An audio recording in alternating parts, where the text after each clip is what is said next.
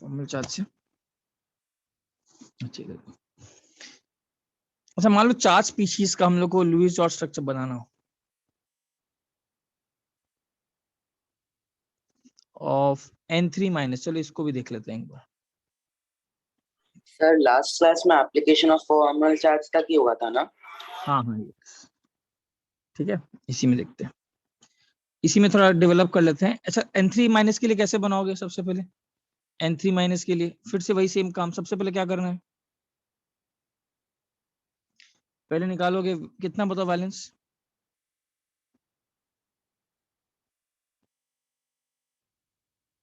16 आएगा।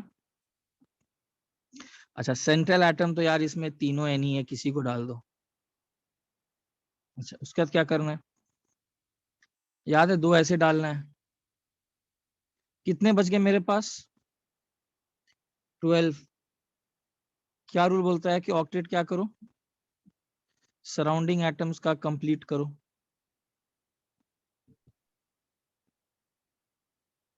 ठीक है। अच्छा अब एक चीज बताइए, बीच वाले का ऑक्टेट क्या है? इनकम्प्लीट। तो क्या करना पड़ेगा, एक मल्टीपल बॉन्ड यूज करना होगा। अच्छा अब मल्टीपल बॉन्ड कैसे यूज करेंगे, क्या क्या पॉसिबिलिटीज हैं? बीच वाले को चाहिए 4, तो एक पॉसिबिलिटी है दोनों एक ही से ले लो। इससे क्या बनेगा,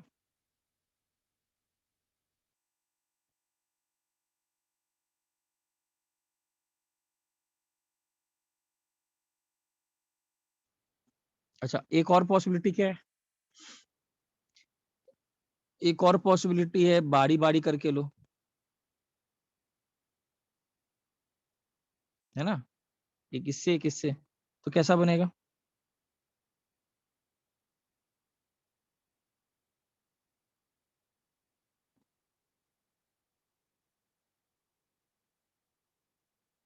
ठीक है।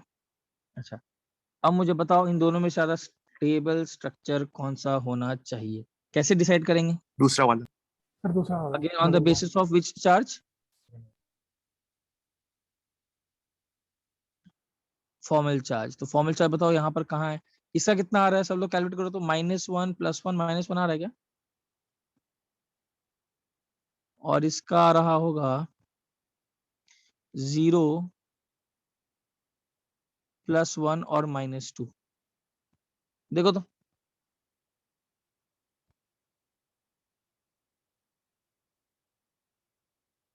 अमरत्या पहले लास्ट क्लास जो किए थे वही कर रहे हैं ना, 3 × 5 + 1 वैलेंस इलेक्ट्रॉन्स, N को डाल दिए सराउंडिंग एटम, बॉन्ड से भर दिए 2-2 इलेक्ट्रॉन, बचा कितना हम लोग के पास 12, तो बारी बारी भर दिए। मैं लास्ट क्लास बता रहा हूँ अमरत्या, लास्ट क्लास सीरीज पहला क्लास का नोट्स रिवाइज करके देखा आया करो। उसके बाद फॉर्मल चार्ज कैसे डिसाइड करेंगे, बताओ कौन सा स्ट्रक्चर स्टेबल है, 1 वाला कि 2 वाला, डोमिनेंट कौन सा होगा? 2। Reason, formal charges closest to क्या है?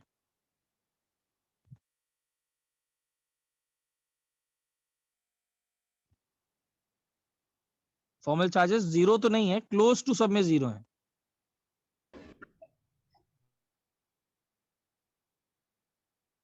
सबको क्लियर है यही तरह? इसमें क्या है, इसमें देख रहे हो फॉर्मल चार्ज -2 का है।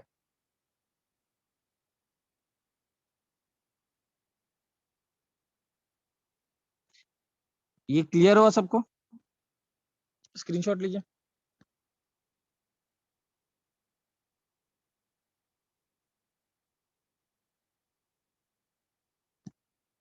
चलो सर सर आगे 1 मिनट प्लीज पीछे नहीं है। ये सबको क्लियर है ना? इला या थैंक यू सर। स्क्रीनशॉट लो, रिकॉर्डिंग मिल ही जाएगा। डिसाइड कैसे करेंगे कौन सा ज्यादा पास है, क्योंकि उसमें एडिशन करना है, क्या हाँ करना ज्यादा पास के बोलने का मतलब है ज्यादातर एटम्स पर अगर 0 के क्लोज है तो ज्यादा पास है, ज्यादा एटम 0 के क्लोज होने चाहिए, ज्यादा एटम्स। +1 तो कॉमन ही है, इसमें एक 0 एक -2 है, तो इंडिविजुअल नहीं लेंगे। इसमें ज्यादातर 0 मतलब -2 -3 ये सब जहां आ रहा है तो अनस्टेबल हो रहा है। ज्यादातर एटम सेकंड में क्लोजर टू 0 है, तो इसीलिए that is a dominant structure. समझा? Okay sir. ठीक है, that is the way of कितने ऐसे एटम्स हैं जो 0 के पास है। जनरली -2 -3 +2 +3 वाला नहीं ही बनता है। फॉर्मल चार्जेस वैसे मतलब अनस्टेबल है। ठीक है, चलो आगे बढ़ूं। एक मिनट सर, एक मिनट। और ये दोनों एक दूसरे के कौन से स्ट्रक्चर्स हैं? They are Lewis dot structures of N3 - 2 की तरह ज्यादा प्रॉपर्टीज शो करेगा। ठीक है, चलो अच्छा CO मॉलिक्यूल का देखते हैं। अच्छा एक काम करते हैं, ओजोन मॉलिक्यूल का देखते हैं। ओजोन मॉलिक्यूल हेडिंग डाल दो रेजोनेंस, पहले हेडिंग डाल दो रेजोनेंस। ये थोड़ा इंपॉर्टेंट चीज है। What is resonance? अच्छा रेजोनेंस को डिटेल में तो आप ऑर्गेनिक में करते हो, बट हम लोग को जितना बॉन्डिंग में चाहिए वो देख लेते हैं। जैसे एग्जांपल मुझे ओजोन का बनाना हो, ओजोन का नाम O3। अच्छा बताओ कितने वैलेंस इलेक्ट्रॉन्स हैं?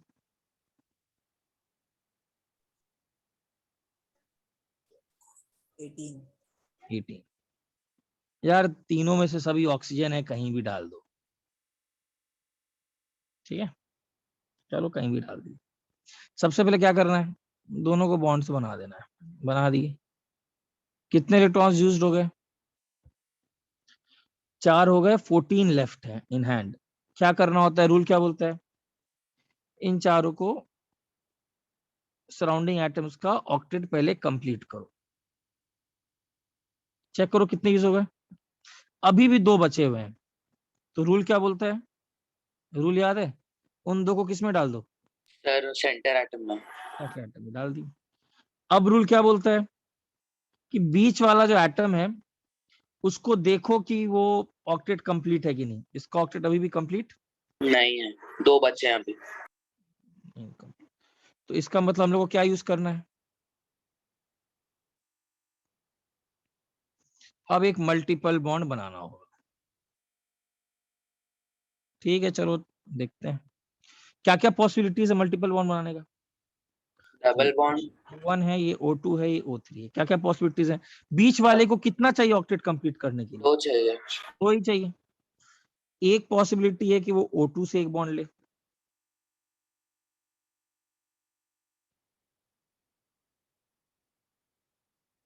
और एक पॉसिबिलिटी क्या है?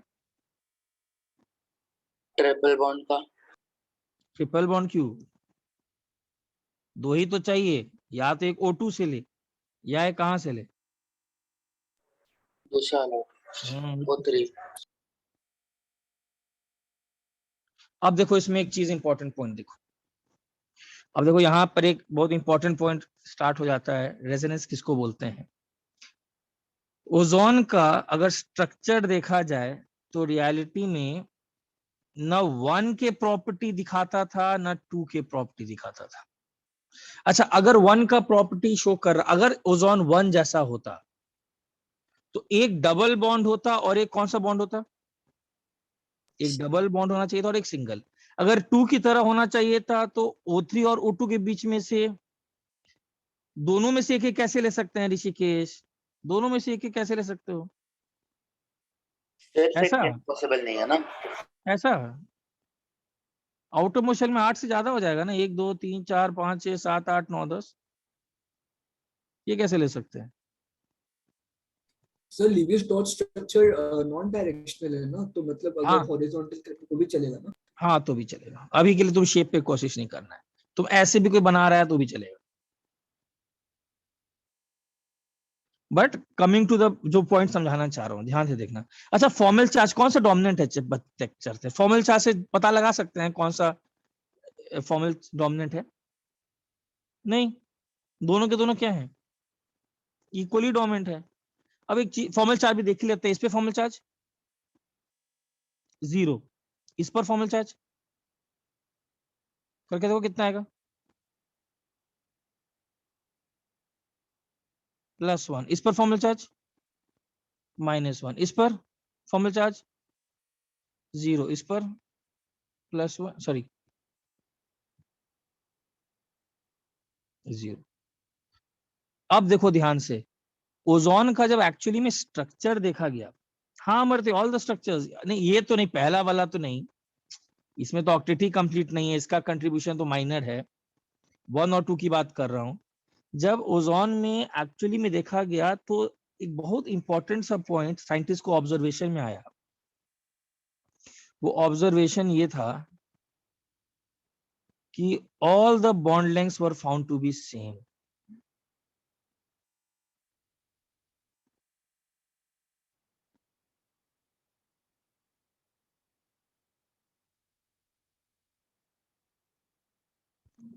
दूसरा ऑब्जर्वेशन,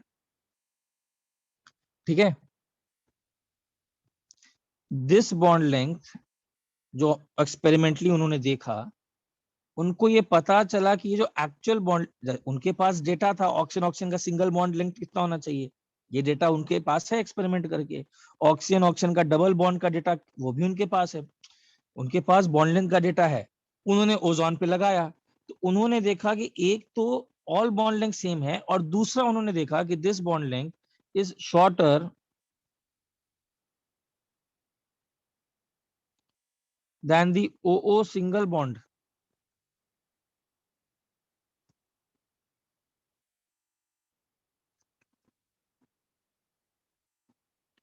ऑफ 147.5 पिकोमीटर। ओ का सिंगल बॉन्ड कितना होता है, डेटा याद नहीं रखना है, 147.5 पिकोमीटर होता है, ठीक है, but longer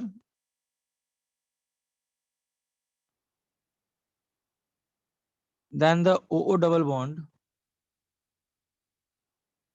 in oxygen. Oxygen में उनको मालूम था डेटा कितना होता है, तो ऑक्सीजन का जो डबल बॉन्ड लेंथ का डेटा है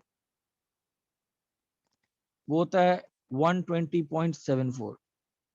तो रियलिटी में उनको क्या दिखाई पड़ा एक्चुअली में, और एक्चुअली में ओजोन कैसा दिखाई पड़ा, ओजोन में O1 और O2 के बीच में जो बॉन्ड लेंथ है, O1 और O2 एग्जैक्टली वही बॉन्ड लेंथ O1 और O3 के बीच में है, प्लस बॉन्ड लेंथ जो है ना डबल बॉन्ड का रिफ्लेक्ट कर रहा है ना टोटली सिंगल बॉन्ड रिफ्लेक्ट कर रहा है।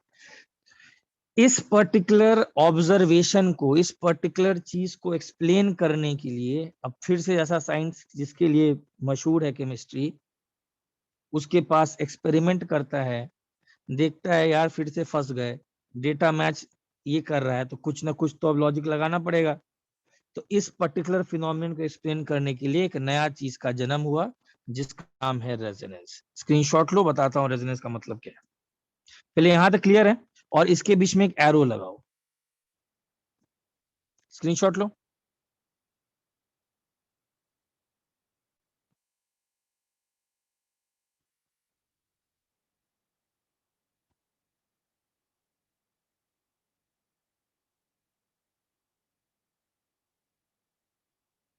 ठीक है, चलो, तो अब बोलेगा सर ये रेजोनेंस है क्या। सर 1 मिनट पीछे की लेना। हम्म,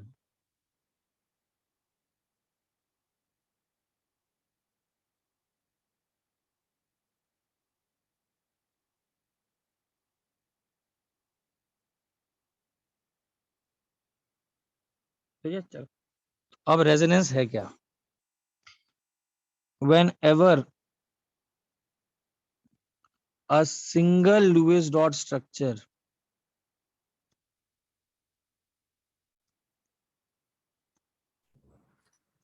cannot explain all the properties of the molecule,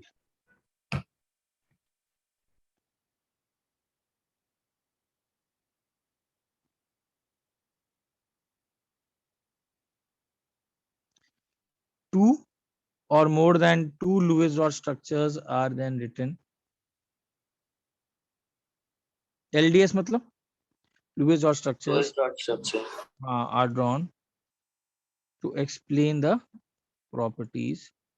तो हम लोग क्या बोलते हैं कि the molecule is showing a resonance.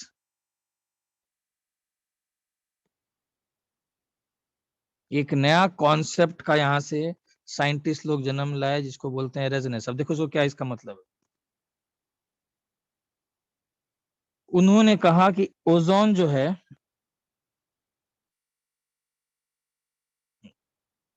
न 1 की तरह है न 2 की तरह है, न पूरी तरह से 1 दिखता है न पूरी तरह से 2 दिखता है। इनफैक्ट एक्चुअली में ओजोन में इन दोनों के प्रॉपर्टीज मौजूद है। They came up with an idea. अब आइडिया इसका मतलब ये, 1 क्या बोलता है? 1 बोलता है कि O1 और O2 के बीच में कौन सा बॉन्ड बनाओ? डबल। और 2 क्या बोलता है? O1 और O2 के बीच में कौन सा बॉन्ड बनाओ? सिंगल। तो एक्चुअली में ना डबल बनाए ना सिंगल बनाए, ऐसे छोड़ दिए एक नया बॉन्ड। 1 बोलता है O1 और O3 के बीच में सिंगल बनाओ, 2 बोलता है डबल बनाओ। रियलिटी में क्या है? ऐसे छोड़ दिए। सर ये वापस एक्सप्लेन कर सकते हैं क्या? हाँ, फिर से मैं बोल रहा हूँ, ओजोन का जो ऑब्जर्वेशन आया है, ना 1 सही है ना 2 सही है। 1 वाला स्ट्रक्चर का प्रॉपर्टी बोलता है कि 1 और 2 के बीच में डबल बॉन्ड बनाओ, O1 और O2 के बीच में। लेकिन 2 बोलता है कि नहीं, डबल बॉन्ड नहीं है, सिंगल बॉन्ड है। रियलिटी में क्या है फिर? एक्चुअली में ना पूरी तरह से डबल है, बॉन्ड हाँ, ना पूरी तरह से सिंगल है। और इस बॉन्ड, इस ये सिंबॉलिक किसका रिप्रेजेंटेशन है? Dark line, single line, single bond single bond. What is this representation of? Double bond double bond. What is this representation of? Hybrid bond. 1.5 bond हाँ, भी आएगा कौन सा बॉन्ड है। हाइब्रिड का मतलब न पूरी तरह से सिंगल और न पूरी तरह से डबल, डबल दोनों के प्रॉपर्टीज। अब देखो ध्यान से सुनना, एक्चुअली में ओजोन कैसा है? कोई आपसे पूछेगा ओजोन कैसा है, अमृत आ रहा हूं, सब पॉइंट पर आ रहा हूं। एक्चुअली आपसे पूछेगा बॉन्ड कैसा है, 1 की तरह, क्या ओजोन एक्चुअली में 1 जैसा है? Answer no. नो क्या ओजोन 2 जैसा दिखता है एक्चुअली में? ओजोन नहीं, ओजोन एक्चुअली में 3 की तरह है। और इस 2 स्ट्रक्चर को बोलते हैं resonance hybrid. This is the actual. तो बोलोगे सर 1 और 2 हैं क्या? 1 and 2 are known as resonating structures and they exist only on paper. देखो ध्यान से सुना जो लाइन बोल रहा हूं। ऐसा मत सोचना कि सर कभी क्या ओजोन 1 और 2 के बीच में बॉन्ड था और फिर 1 और 3 के बीच में चला गया। ऐसा कुछ नहीं हो रहा है, कुछ नहीं हो रहा है। ये हम लोग ने मॉडल बनाया है। ओजोन का तो जन्म 3 की तरह हो चुका और वो हमेशा से ऐसा है। इट इज नॉट कि this bond, it is like a flip, ये क्या बोलते हैं, फ्लिप चल रहा है सर। एक बार 1 से फ्लिप किया 2 पर, एक बार 2 से फ्लिप किया 1 पर। No such flip flop, flipping process कुछ नहीं हो रहा है सर। ये हम लोग भले ड्राइंग में बना रहे हैं, तुम ड्राइंग में बना रहे हो उसको। वही मैं बोला, यही आपको समझना है इस गैप को, कि आपके पास साइंस में और एक्चुअल प्रैक्टिकल में गैप तो है। तो अब गैप को करने के लिए उन्होंने रेजोनेंस बोल दिया। कुछ ऐसा नहीं हो रहा है कि डबल बॉन्ड, सर ये दोनों आपस में क्या, अच्छा 1 आया ओजोन बोला अरे यार ये काम का डबल बॉन्ड, 2 थोड़ा सा 1 और 2 के बीच में डबल बॉन्ड है, काम कर 1 और 3 में चलते हैं। कुछ नहीं है, पहले से ही एक्चुअली में 3 की तरह था, 3 की तरह है और 3 की तरह रहेगा। ओजोन जब भी को एनालाइज करेगा वो 3 की तरह है। यस, 1 and 2 का रोल क्या है? ये तुम बोलोगे sir 1 and 2 they are just exist on paper. Sir possible बोल सकते हैं ना, पॉसिबल पॉसिबल भी नहीं, जस्ट एक मॉडल बनाने के लिए, मतलब 2। अच्छा इधर देखो प्रॉब्लम क्या था यार, जब साइंस डेवलप हो जाता है तो सिंगल से आ गए, डबल से आ गए, हाइब्रिड भी एक नया चीज आ गया, तो बीच में कैसे इंट्रोड्यूस करें?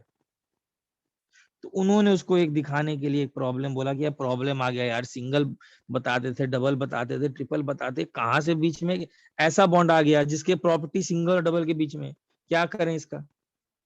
खुद ही अगर प्रॉब्लम में तुम लोग आ जाएगा एज अ साइंटिस्ट तो क्या करते? अब कुछ एक सोचते। तो उन्होंने बोला कि चलो एक काम करते हैं, ऊपर से साइंटिस्ट लोग का थोड़ा ईगो रहता है, ईगो रहने का मतलब सोच लेते हैं, फिर धक्का मिलता है उनको कि यार ये तो हम लोग का लुईस डॉट स्ट्रक्चर ही वायलेट हो रहा है। तो एक काम करते हैं, लुईस डॉट स्ट्रक्चर को ही थोड़ा सही से अपना मॉडल फिट कर देते हैं। तो हम लोग 1 बनाएंगे, 2 बनाएंगे, लेकिन there exist only on paper. हम लोग बोलेंगे क्या कि ना 1 सही ना 2 सही, एक्चुअली में दोनों का प्रॉपर्टी सही। और प्रॉपर्टी कौन? 3। 1 and 2 exist. This is only hypothetical. 1 and 2 are called canonical structures or resonating structures. Sir ऐसा बेंजीन में भी होता है क्या? हाँ, ऐसा बेंजीन में भी होता है।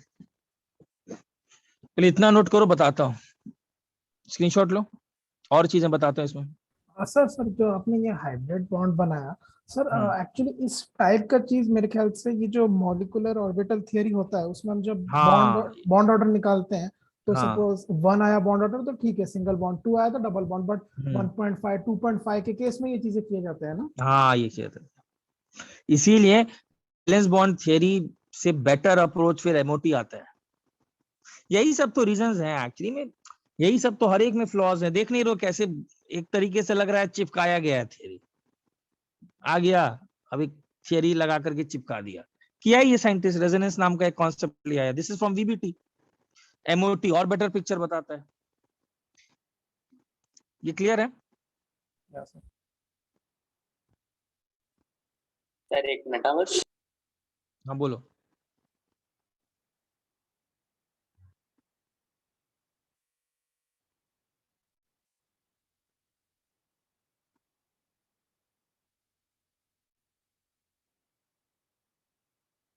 सर 1 and 2 को आपने लिखा है ना called something structures. Resonating structures या कैनोनिकल, CANONICAL।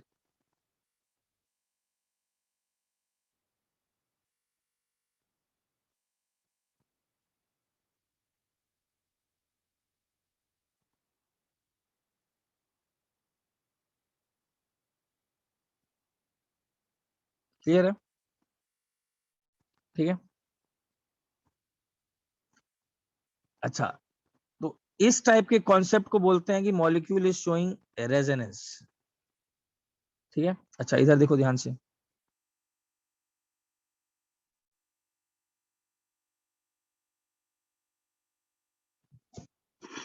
रेजोनेंस ऐसे आप डिटेल में करते हो, बट मैं कुछ पॉइंट्स लिख देता हूं।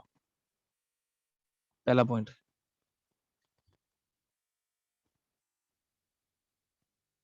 neither Lewis dot structure represents, ये important points है, ozone accurately। ठीक है। रेजोनेंस स्ट्रक्चर्स, वैसे रेजोनेंस आप और डिटेल में कर, फर्स्ट वाला कोई भी लुईस डॉट स्ट्रक्चर ओजोन का एक्यूरेट रिप्रेजेंटेशन नहीं है। नहीं, मतलब एलडीएस के पहले कुछ लिखा है ना आपने। नीदर। ठीक है। Resonance structures have the same relative placement of atoms. Sir ये ड्रॉबैक्स में आएगा कि क्या आएगा? ड्रॉबैक्स में तो नहीं बोलेंगे इसको, ड्रॉबैक्स क्यों बोलेंगे? तो पोस्टुलेट्स जैसा। हाँ, मतलब रेजोनेंस करके एक थियरी, ड्रॉबैक्स मत बोलो। ठीक है, बट डिफरेंट लोकेशंस। और आप डिटेल में करते हो, हम लोग को हल्का सा आइडिया लेना है बस। आप डिटेल में इसका करते हो किसमें? ऑर्गेनिक में रेजोनेंस आप पूरा डिटेल में करोगे, बहुत ज्यादा डिटेल में। हम लोग तो बस हल्का सा थोड़ा आइडिया ले लो क्या होता है। ठीक है।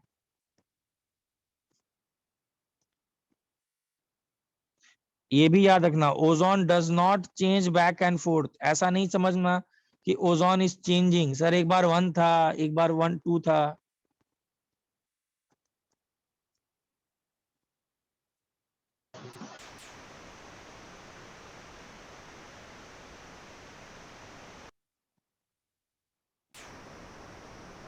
From structure 1 to structure 2,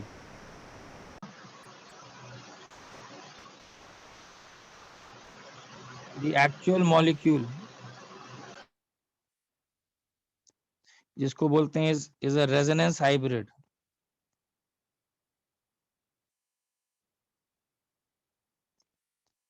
is average of the resonance forms. Ozone हमेशा से वही 3 था और 3 ही रहेगा।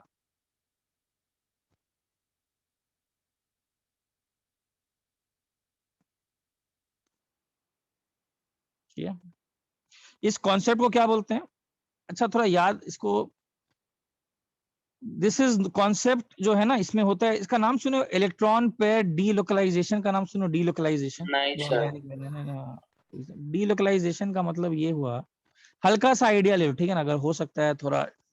अच्छा, डीलोकलाइजेशन क्या होता है? ये ओजोन एक्चुअली में इसको और विजुलाइज कर रहा हूँ कि सर ये क्या हो रहा है, ये क्या होता क्या है, जब तुम सिंगल बॉन्ड बनाते हो ना,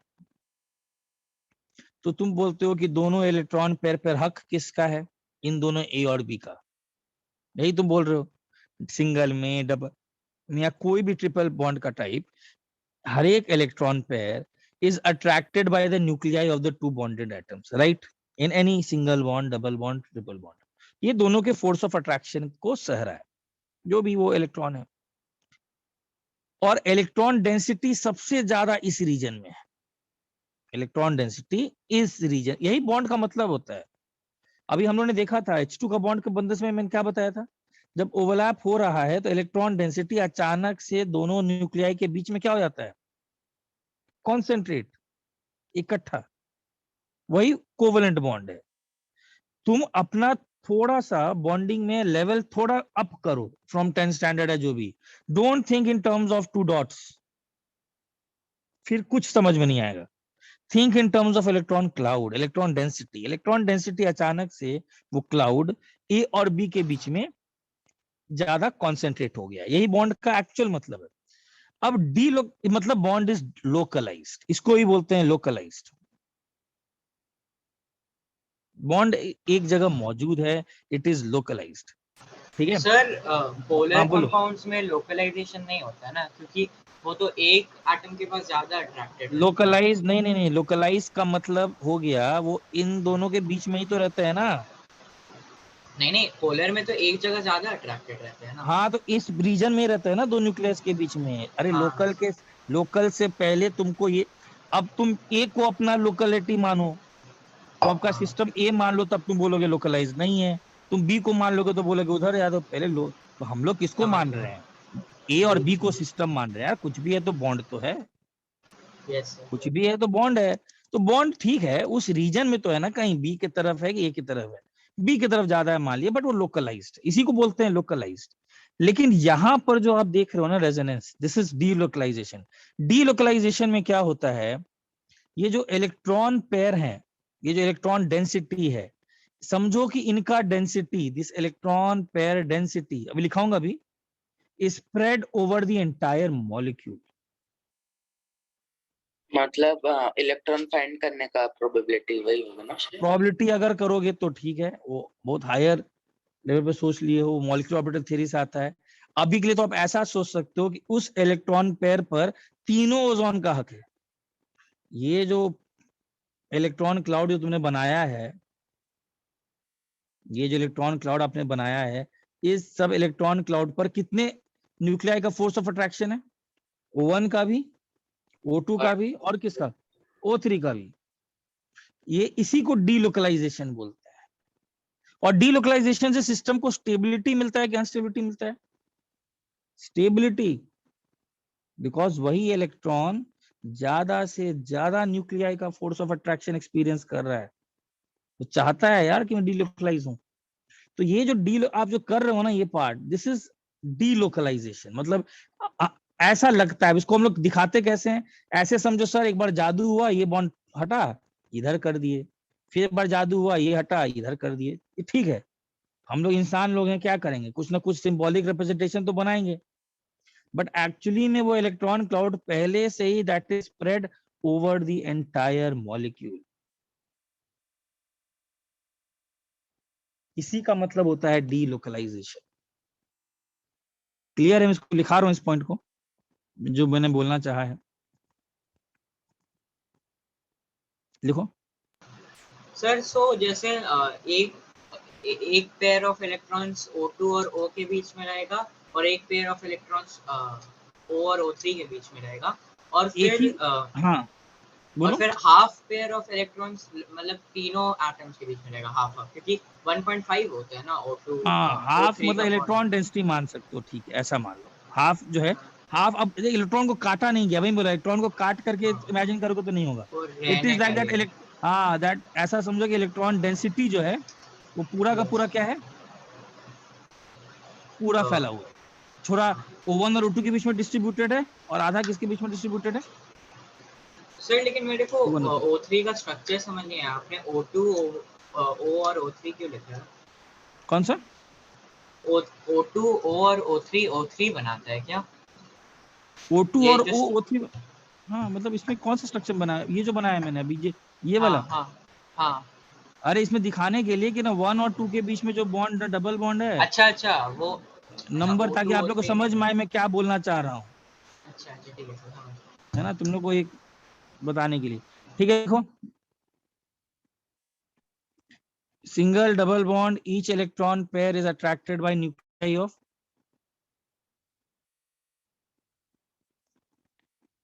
to bonded atoms, and the electron density is greatest in the region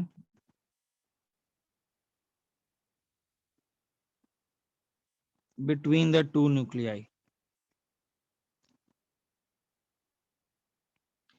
Each electron pair को क्या बोलते हैं, इसी को बोलते हैं localized। अब बोलोगे सर delocalized, ठीक है, जल्दी से screenshot low.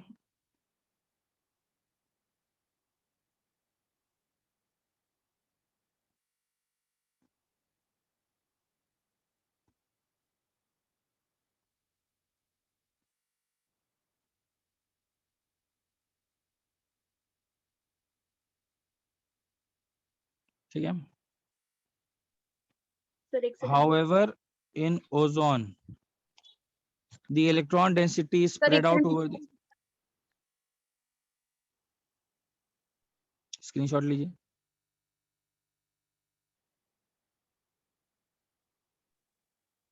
Thank you sir. Electron density sir एक इज, मिनट पीछे। क्या नोट क्यों कर रहे हो, नहीं तो समय लग रहा है ना। हो गया हो गया। सर आपका प्रीवियस पेज में जाने से सब मिट जाते हैं क्या? नहीं, ये तो कहाँ है, दिखा तो रहा हूँ, ठीक है। however in ozone electron density is spread over the,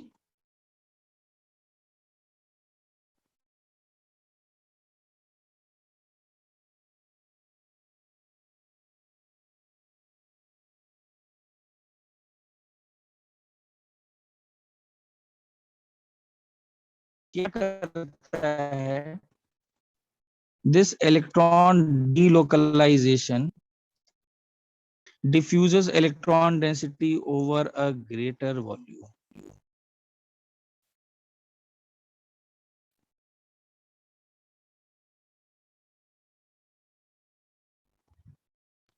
इसके कारण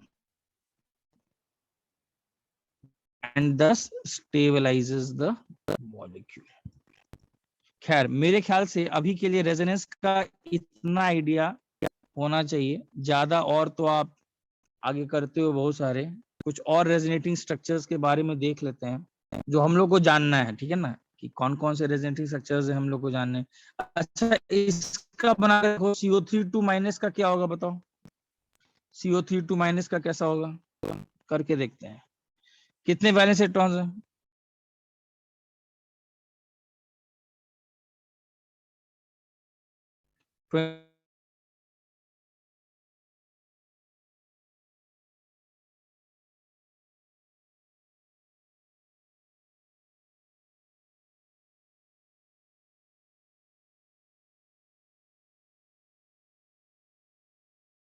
एक 18, बारी बारी डालते हैं, आ रही थी बीच में। अभी आ रहा है, ठीक है, ऐसे डाल दिया। अच्छा, कार्बन का ऑक्टेट कंप्लीट नहीं है, तो इसका मतलब जरूर क्या करना है,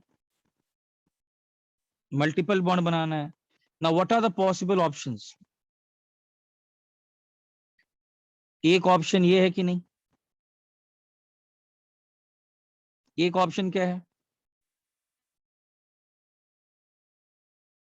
एक ऑप्शन ये है।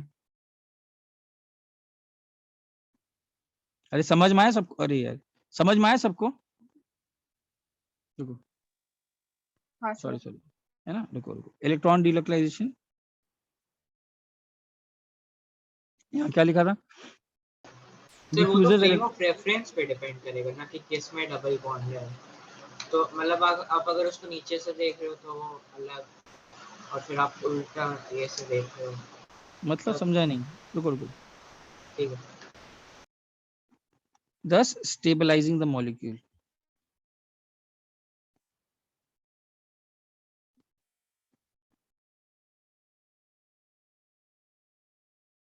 जैसे CO3 2- कैसे बनाएंगे? कार्बन ये का, तो पहले भी लिखा था ना। हाँ वो मिट गया था, ठीक है। CO3 2- कैसे? अब इसी बताओ, डबल बॉन्ड में कहाँ डाल सकता हूँ? 1 और कार्बन के बीच में डाल सकता हूँ, 1 और 2 के बीच में भी तो डाल सकता हूँ। Yes sir. Yes sir. और किसके बीच में डाल सकता हूँ? दूसरे तो ओके। वो एरोज डालना क्या रिप्रेजेंट करता है? वही कि they are resonating structures. Chemistry में सिंबॉलिक रिप्रेजेंटेशन है। कहने का मतलब क्या 1 सही है? ना। क्या 2 सही है? नहीं। क्या 3 सही है? नहीं। रियलिटी में क्या है? 1, 2 और 3 का मिक्स है। कैसा होगा? Sir hybrid bond. Hybrid, yes ऐसा होगा।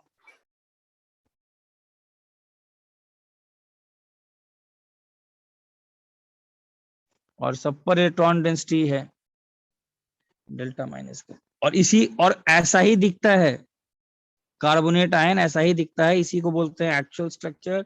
This is what a resonance hybrid is. पूछो कोई डाउट इसमें? ऑल बॉन्ड लेंथ ऑब्जर्वेशन, जितने बॉन्ड लेंथ से क्या पाएगा? सर वो O के ऊपर डेल्टा बनाया ना। हाँ Δ-। अरे 1 क्या बोलता है कि O2 पर पूरा -1 का चार्ज होना चाहिए, जबकि वही -1 का चार्ज अगर 2 क्या बोलता है? 2 बोलता है यार मेरा चार्ज गायब है, मेरे पर चार्ज मत डालो। तो एक्चुअली में क्या है? एक्चुअली में वो चार्ज सभी पर क्या है? डिस्ट्रीब्यूटेड है। तो सब पर क्या चार्ज डालेंगे? Δ-। जितने बॉन्ड लेंथ्स हैं सब क्या मिलेंगे? इक्वल। इक्वल। सबको क्लियर हुआ ये बात? सर ये CO3 का स्ट्रक्चर। हाँ ये this is carbonate ion CO3 2-। Sir तो सब में 1.5 हो जाएगा। 1.5 नहीं होगा, बॉन्ड ऑर्डर भी निकालना सीखेंगे कैसे बॉन्ड ऑर्डर निकालते हैं।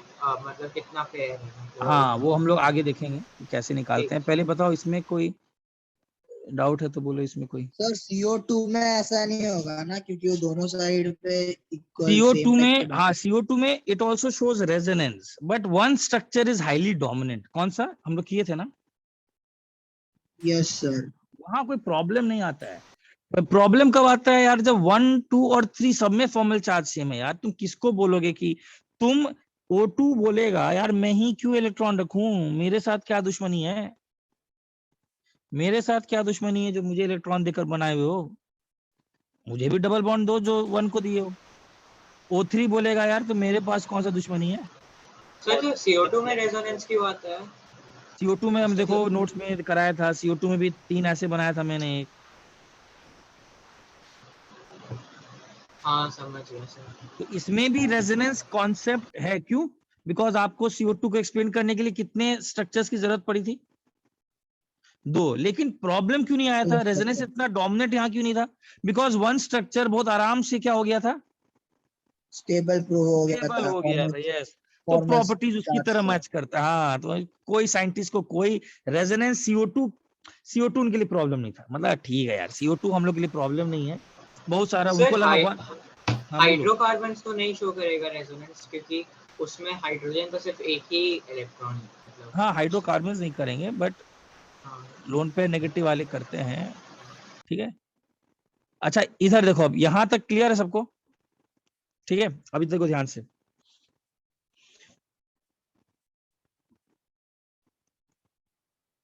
चलो NO3- का देखते हैं। NO3- का बताओ कैसा बनेगा? कितने वैलेंस इलेक्ट्रॉन्स हैं? 3 × 6 18 प्लस 24 है। अरे 24। अरे सेम ऐसे CO3 2- बनाओगे सेम। अब फिर से तुम वही सेम जब काम करोगे तो फिर से रेजोनेंस नहीं शो करेगा, बताओ। ये बोलेगा नहीं अरे यार कि मेरे, अरे यार मेरे क्या हो जा रहा है आज, पूरा स्क्रीनशॉट लिया था कोई? नहीं सर। नहीं नहीं सर सर। आप NO3 से ही लिख लो। NO3 से लिख resonance देते हैं, लिख हाँ लीजिएगा, ठीक है, screenshot पता नहीं नहीं लेना। कुछ, सर याद है मुझे, मेरे पास हाँ लिख के रखा है पूरा। हाँ ठीक है चलो, NO3 से लिख लेता हूँ, बाद में रिकॉर्डिंग देख लेना, पता नहीं क्या हो गया अभी अचानक से, एक भी मारता हूँ तो पूरा चला जाता। अच्छा खैर देख लो, इसमें NO3 माइनस अगर ध्यान देंगे तो ये वाला ऐसा, तो अब फिर से सिद्धार्थ, हाँ ठीक है कोई रिकॉर्डिंग देख लेना, अब इसको थोड़ा ध्यान से देखता हूँ। तो देखो NO3 माइनस में भी क्या है, सेम काम, तुम डबल बॉन्ड इधर डालोगे,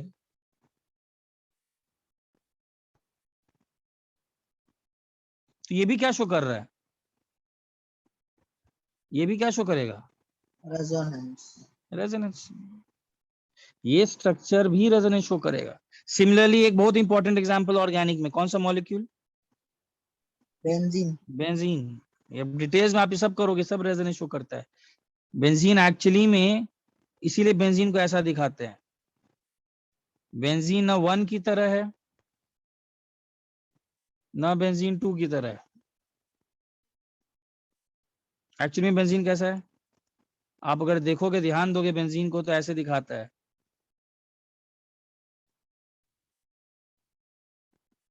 और इसी का एक और रिप्रेजेंटेशन है, कभी कभी बेंजीन को ऐसे दिखाता है। बच्चा पूछता भी है सर व्हाट इज दिस, गोला क्या कर रहा है सर बीच में, ये गोला वही दिखाता है कि बेंजीन में वो इलेक्ट्रॉन क्लाउड पूरा डीलोकलाइज्ड है, पूरा डीलोकलाइज्ड। तो बेंजीन आल्सो शोज रेजोनेंस। कितने सारे मॉलिक्यूल्स आ गए जो और इनमें डोमिनेंट है, मतलब इन सब में साइंस को एक लाना पड़ गया कि एक कॉन्सेप्ट का जन्म ही करना पड़ गया, इसको रेजोनेंस बोलते हैं। बोलो कोई डाउट इसमें, ठीक है। अच्छा ये इसको मेमोराइज कर लीजिएगा अभी के लिए, हाँ बोलो। सर आपने NO3 में एक ऑक्सीजन के ऊपर माइनस लिखा है, हाँ वैसा क्यों किया है? क्यों NO3 माइनस में कहीं ना कहीं तो नेगेटिव आएगा ना, तो N और ऑक्सीजन में ज्यादा इलेक्ट्रोनेगेटिव कौन है, ऑक्सीजन, तो किसी एक ऑक्सीजन पर आया होगा ना। अच्छा, इधर देखो, उसके लिए। इधर देखो, एक्चुअली में NO3 माइनस कैसे बना होगा, ये होता है HNO3 का स्ट्रक्चर, इससे जरूर किसी ने H+ ले लिया होगा, हाँ सर। और यहीं से क्या आया होगा, NO3 माइनस, यही तो है NO3 माइनस, और क्या है। और यही नेगेटिव चार्ज कहाँ कहाँ घूम रहा है, यही नेगेटिव चार्ज, एक बार तीनों जगह घुमा दो, रुको तीनों जगह घुमा दो, यहाँ पर हटाओ, तीनों जगह घुमा दो, कहाँ कहाँ घुमाओगे, 1 2 1 पर आ गया,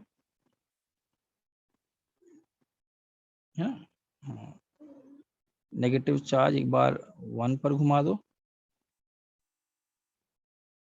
2 पर घुमा दो, मैं 2 सेम बना दिए क्या, नहीं 3 पर घुमा दो, 1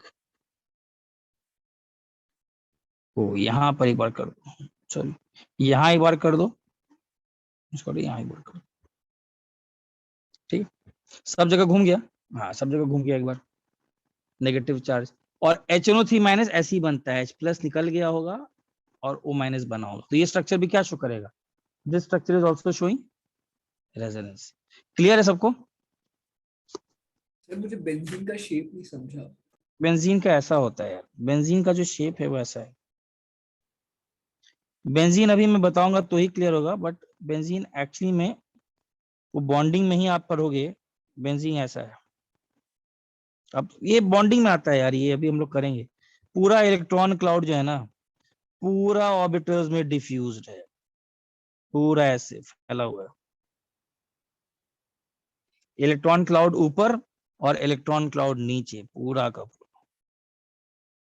इमेजिन करो एक साइक्लोप्लेनर हेक्सेन, उसके ऊपर इलेक्ट्रॉन क्लाउड और नीचे इलेक्ट्रॉन क्लाउड, और ये शेप इसलिए नहीं समझ में आया बिकॉज अभी तो बॉन्डिंग बनाया ही नहीं हो तुम, अभी तो डबल बॉन्ड बनाना है, दिखाना है कैसा होता है, तब जाकर क्लैरिटी होगा, डबल बॉन्ड आता ही नहीं होगा एक्चुअली में ऐसा है।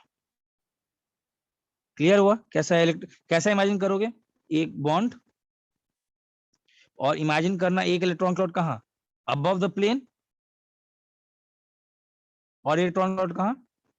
below the plane. below the plane. यही दिखता ही है साइंटिस्ट को, electron cloud above and below, यही उनको दिखता भी है। यहां तक स्क्रीनशॉट लो। मैं एक काम करता हूं, देखता हूं कि आप लोग के लिए थोड़ा सा एक अच्छा सा बेंजीन का स्ट्रक्चर या इसका अगर मिल जाता है, रुक जाओ 1 मिनट रुक जाओ, ज्यादा और क्लैरिटी आ जाएगा, और ज्यादा क्लैरिटी आ जाएगा।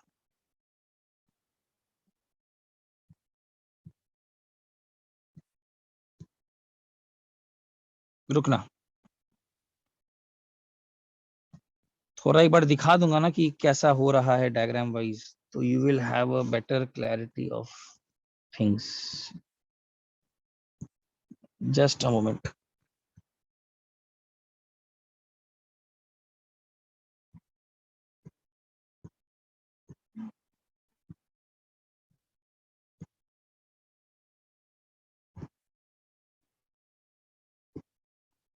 कहीं तो दिखाई नहीं रहा है इसमें।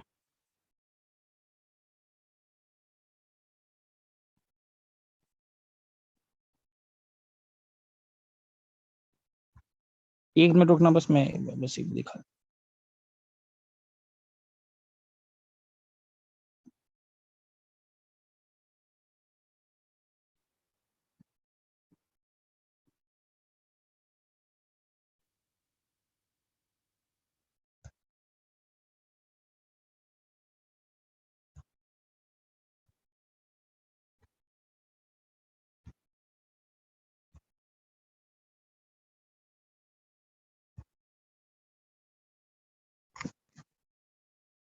तो स्क्रीनशॉट ले लिया, थोड़ा सा एक मिला है,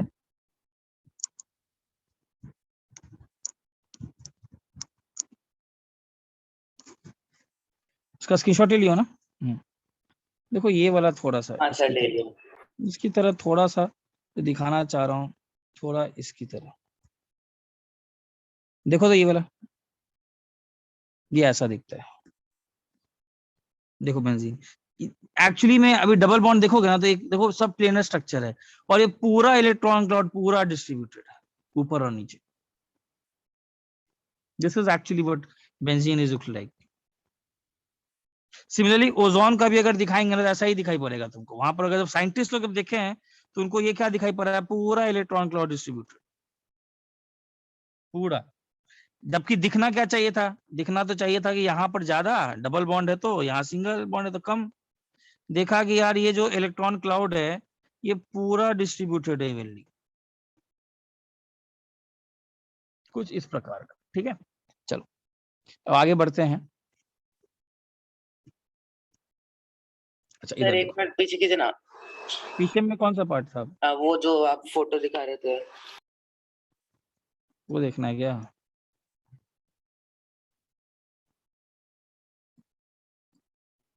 ये वाला? हाँ सर, एक सेकंड। ठीक है, ये वाला ऐसा टाइप का है। अब समझ में आया कैसे? ठीक है ना। अब देखो, यस सर। अच्छा अब इसमें थोड़ा एक काम करना, रेजोनेंस पे वैसे बुकलेट पे क्वेश्चंस है नहीं ना, मुझे लग रहा है कि पूछना चाहिए, बिकॉज रेजोनेंस तो ऑब्वियस बात आप डिटेल में करते हो। तो आप एक काम कर लीजिए, मेमोराइज कर लीजिएगा एज ऑफ नाउ, ठीक है ना। ऑब्वियस बात अभी एक्सप्लेन नहीं कर पाऊंगा, because this is very deep. जितना मैं बता रहा हूँ कुछ नहीं है, ऑर्गेनिक में आप जब करोगे तो आप अच्छा खासा 1 महीना लगता है रेजोनेंस लेक्चर्स, 7-8 लेक्चर्स, तो आप रेजोनेटिंग स्ट्रक्चर्स बनाना सीखोगे। पहले आप ये सीखोगे सर हम लोगों को कैसे मालूम कौन कौन सा मॉलिक्यूलर रेजोनेंस है, आपने तो स्टैंडर्ड दे दिया, हम लोगों को कैसे मालूम। तो खैर इसीलिए आप कुछ चीजें याद रख लो, ठीक है। रेजोनेटिंग स्ट्रक्चर्स, कैनोनिकल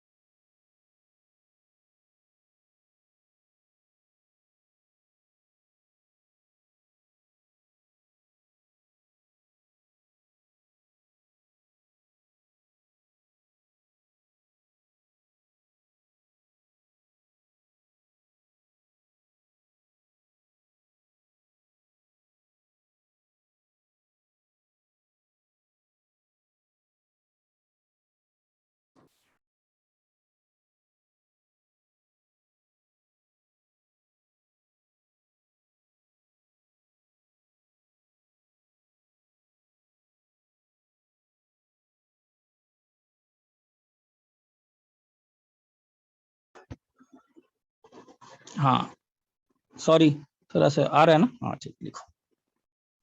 तो कंडीशंस फॉर रेजोनेंस, पता नहीं आज थोड़ा नेट का कुछ प्रॉब्लम दिख रहा है यार मुझे। सर बारिश के कारण हो सकता है।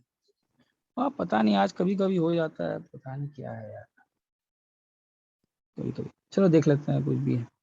अच्छा, तो कंडीशंस फॉर रेजोनेंस में पहला कंडीशन क्या है, मेमोराइज कर लीजिएगा, canonical structures must have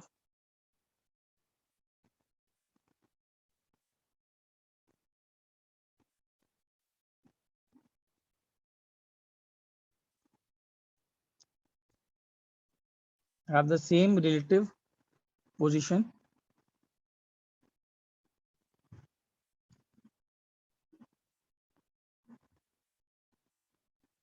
sir canonical structures वो है जिसका फॉर्मल चार्ज सेम है। हाँ मतलब ये दूसरा कंडीशन में आता है, they have nearly the same energy conditions.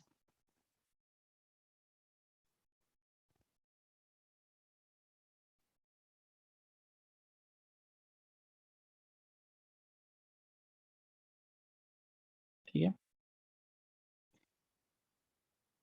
तीसरा कंडीशन ये है, they differ in the distribution of electrons.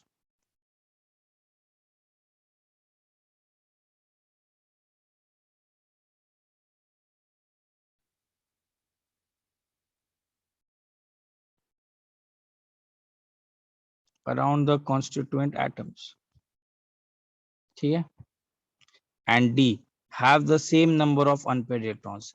धीरे धीरे ऑर्गेनिक में ये डिटेल में आराम से आपको समझ में आ सर जाएगा। बी वाला पार्ट वापस एक बार बोलेंगे? बी वाला पार्ट ये है, आप उसी रेजोनेटिंग स्ट्रक्चर को अलाउ करते हो जिनका एनर्जी लेवल ऑलमोस्ट सेम है। अब वही फिर से वही पार्ट आ गया, सर हमको कैसे मालूम पड़ेगा कि एनर्जी किसका सेम है किसका अलग है? तो मैंने पहले ही बोला ना कि आप किस में करते हो डिटेल में, ऑर्गेनिक में। तो एज ऑफ नाउ जस्ट इसको क्या कर लो, just for the time being memorize, हाँ मेमोराइज कर लो, बिकॉज ये तो मुझे पूरा बताना पड़ जाएगा जो कि सिलेबस में अभी के लिए तुम्हारे बॉन्डिंग में उतना पूछेगा नहीं, दे दिया है बुकलेट में, पता नहीं क्या। तो ठीक है थोड़ा जान लेते हैं, बट हल्का सा आइडिया ले लेना। आइडिया का मतलब क्या है, सिंपल सा कि कभी भी कोई तुमको एक प्रॉपर्टी एक्सप्लेन ना कर पाए, तुमको बहुत सारे मॉलिक्यूल बनाने पड़ जाए, समझ जाना मॉलिक्यूल रेजोनेट शो करता है। ठीक है, ये बेसिक सा आइडिया। सर एक डाउट है। हाँ बोलो क्या। सर आइसोमेरिज्म और रेजोनेंस में डिफरेंस क्या है? आइसोमेरिज्म तो एक्चुअली में दो डिफरेंट कंपाउंड्स हैं जो एक्चुअली में एग्जिस्ट करते हैं। रेजोनेटिंग स्ट्रक्चर्स एक सच्चाई ही नहीं है, इसका क्या बोलते हैं, वास्तविकता से कोई लेना देना नहीं है, काल्पनिक है, लिखता नहीं है, सभी कथाएं सभी कुछ काल्पनिक हैं, वास्तविकता से कोई लेना देना नहीं है। तो भाई आइसोमर्स तो जब लिखते हैं तो दे आर कंपाउंड्स देखे गए हैं। ओजोन का ना 1 सही है ना 2 सही है, ओजोन 1 जैसा कोई मॉलिक्यूल है ही नहीं दुनिया में आज तक। एक्चुअली में ओजोन, मैंने बताया ना ओजोन तो ऐसा है, तो बहुत डिफरेंस आ गया ना। आइसोमेरिज्म तो क्या है, दैट इज, वो तो एक कंपाउंड है जिसका एग्जिस्टेंस है। रेजोनेटिंग स्ट्रक्चर्स का कोई एग्जिस्टेंस ही नहीं है, कुछ नहीं है वो। क्लियर है? अच्छा अब इधर देख लो, ठीक है। एंड एक और टर्म लिख लो, the difference in energy, just memorize this terms as of now. The difference in energy between the most stable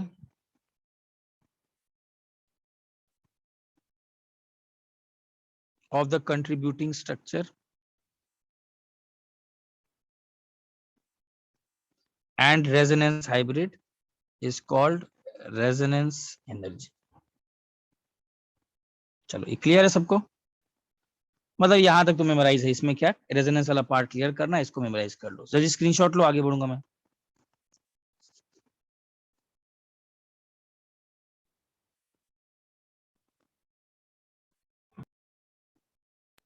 ठीक है, सर RH क्या है?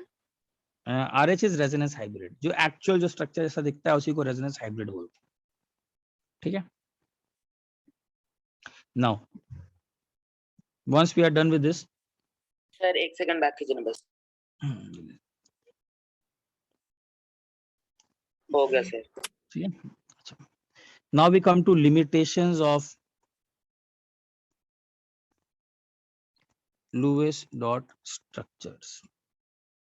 देखो सबसे पहला लिमिटेशन अब जैसा केमिस्ट्री जिसके लिए जाना जाता सर है। ये कंडीशंस फॉर रेजोनेंस में ही आएगा क्या? नहीं, ये तो अलग चीज है, रेजोनेंस तो खत्म हो गया, रेजोनेंस तो खत्म हो गया, ठीक है। सबसे पहला लिमिटेशन तो ये है कि यार, अच्छा लुईस डॉट स्ट्रक्चर किस कॉन्सेप्ट पर बेस्ड था? लुईस डॉट स्ट्रक्चर दुनिया भर का कॉन्सेप्ट बनाया, कॉन्फ़िगरेशन नहीं कि ऑक्टेट आउटर मोशन में कितने इलेक्ट्रॉन्स हैं। लुईस डॉट होने चाहिए, स्ट्रक्चर हाँ 8 होने चाहिए, डिजायर्ड बेस्ड ऑन ऑक्टेट या डुप्लेट रूल। उसको पहला बार तो ऐसा दिखाई पड़ा कि बहुत ऐसे मॉलिक्यूल मिले जिनका ऑक्टेट कंप्लीट नहीं है और ठीक ठाक स्टेबल है,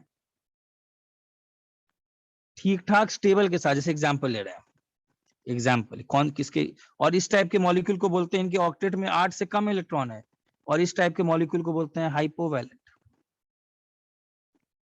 चलो देखते हैं कौन सा मॉलिक्यूल मिला। चलो BF3 बनाते हैं। बताओ BF3 का वैलेंस इलेक्ट्रॉन्स कितने? बोरॉन का वैलेंस कितना? 3, 24। अच्छा कैसा बनेगा बताओ boron? Fluorine fluorine fluorine. Sir 3+ होगा ना, 3 + 3 × 7 होगा। हाँ ठीक है, तो कितना आएगा? पहले यहां डाल दिए, अब क्या डालना है बताओ? अब 18 बचा, 1 2 3 4 5 6 7 8 9 10 11 12 13 14 15 16 17 18। अच्छा एक चीज बताओ, सेंट्रल एटम कंप्लीट है कि इनकम्प्लीट है? इनकम्प्लीट। तो मतलब हम लोग को क्या यूज करना चाहिए था? Octet incomplete. हाँ मतलब हम लोग को मल्टीपल बॉन्ड यूज करना चाहिए था। बट देखो क्या है, बहुत ऐसे ऑब्जर्वेशंस आए हैं, ऑब्वियस बात है कोई भी चीज साइंटिस्ट बोल रहा है तो ऑब्जर्वेशन देखकर ही बोल रहा है, जो इस स्ट्रक्चर के प्रॉपर्टी से मैच करते हैं। इस स्ट्रक्चर के प्रॉपर्टी से मैच करने वाला बहुत ऑब्जर्वेशन आया है। एक बहुत ही अच्छा ऑब्जर्वेशन और एक बहुत एक्सपेरिमेंटल ऑब्जर्वेशन ये है जो आपसे पूछा जाता है।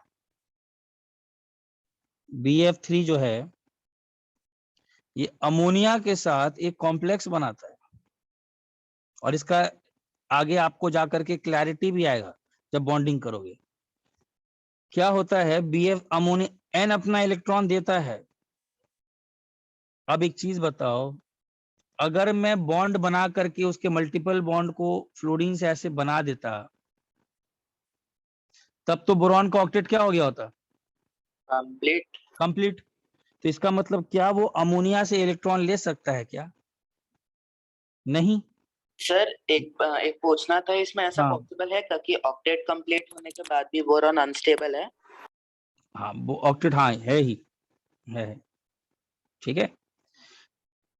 नाइट्रोजन ये BF3 प्लस अमोनिया में क्या देखा गया है कि N ने अपना इलेक्ट्रॉन दिया और एक अडक्ट बनता है। आप कहाँ दिया अभी देखेंगे, बट अभी के लिए इस ऑब्जर्वेशन को याद रखना बहुत इंपॉर्टेंट ऑब्जर्वेशन है। और यहां पर जो एक बॉन्ड बनता है, इसको कौन सा बॉन्ड बोलेंगे? Coordinate bond. एक इलेक्ट्रॉन कहाँ आया? एक इलेक्ट्रॉन बोरॉन ने अपने पास रखा क्योंकि ऑक्टेट इसका इनकम्प्लीट है, एक इलेक्ट्रॉन नाइट्रोजन ने रखा और दोनों बॉन्ड बनाया। अब इस पर्टिकुलर ऑब्जर्वेशन को एक्सप्लेन करने के लिए किस प्रॉपर्टी से मैच कर रहा है? 1 से मैच कर रहा है ना। तो इसका मतलब BF3 जैसा एक मॉलिक्यूल साइंटिस्ट को दिखाई पड़ा जो कि स्टेबल है, it forms a complex. Yes, but chemistry जैसा चलता है, अगर मैं 2 का प्रॉपर्टी बनाऊं जैसा मुझे बनाना चाहिए था, जैसा तुम करते आए हो, मल्टीपल बॉन्ड्स यूज कर लीजिए, तो 2 के प्रॉपर्टी ये भी देखा गया है एक्चुअली में, साइंटिस्ट को ये भी समझ में आया कि जो बोरॉन और फ्लोरीन का जो बॉन्ड है that is shorter then expected, ये भी उनको दिखाई पड़ा। मतलब केमिस्ट्री इज टोटल, क्या बोला जाए, मतलब देखो क्या इसमें हो रहा है।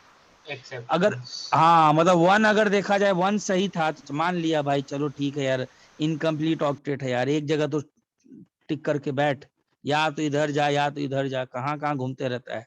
चलो पहले ऑक्टेट उनका इनकम्प्लीट था तो 1 का मान लिए, बोले बहुत अच्छे से माने 1, चलो मान लेते हैं बनता है, क्योंकि ऑब्जर्वेशंस बता रहे हैं हम लोग, ऑब्जर्वेशन से तो ऊपर साइंस है नहीं। लेकिन अगर 1 बन रहा है तो बोरॉन और फ्लोरीन का बॉन्ड लेंथ तो सिंगल बॉन्ड लेंथ वाला होना चाहिए, वो डेटा तो उनके पास है। उन्होंने देखा कि यार बॉन्ड लेंथ भी ऐसा नहीं है, बॉन्ड लेंथ इनफैक्ट कैसा है, जितना कि होना चाहिए सिंगल बॉन्ड से उतना कम है। मतलब किसके प्रॉपर्टीज हैं, 2 के भी प्रॉपर्टीज हैं। कहने का मतलब एक्चुअली में तब क्या आता है कि एक्चुअली में BF3 किस सब से मिला हुआ है, थोड़े बहुत 1 के प्रॉपर्टीज हैं और थोड़े बहुत किसके प्रॉपर्टीज हैं, 2 के भी प्रॉपर्टीज हैं। ज्यादा डोमिनेंट आज तक जो साइंटिस्ट लोग का मानना है, साइंस उन लोगों को लगता है कि BF3 जो 1 वाला स्ट्रक्चर है जो मैंने बताया है, ज्यादा उसके प्रॉपर्टीज है। लेकिन 2 वाला भी पीछे नहीं है, 2 वाले भी कुछ प्रॉपर्टीज हैं। तो ये पहला लिमिटेशन लुईस डॉट स्ट्रक्चर का, एक ऐसा मॉलिक्यूल जिसका कि एक अच्छा खासा स्टेबल फॉर्म एग्जिस्ट कर रहा है और इसका ऑक्टेट कंप्लीट नहीं है। BF3 के आउटर मोशन में कितने इलेक्ट्रॉन्स गिनो,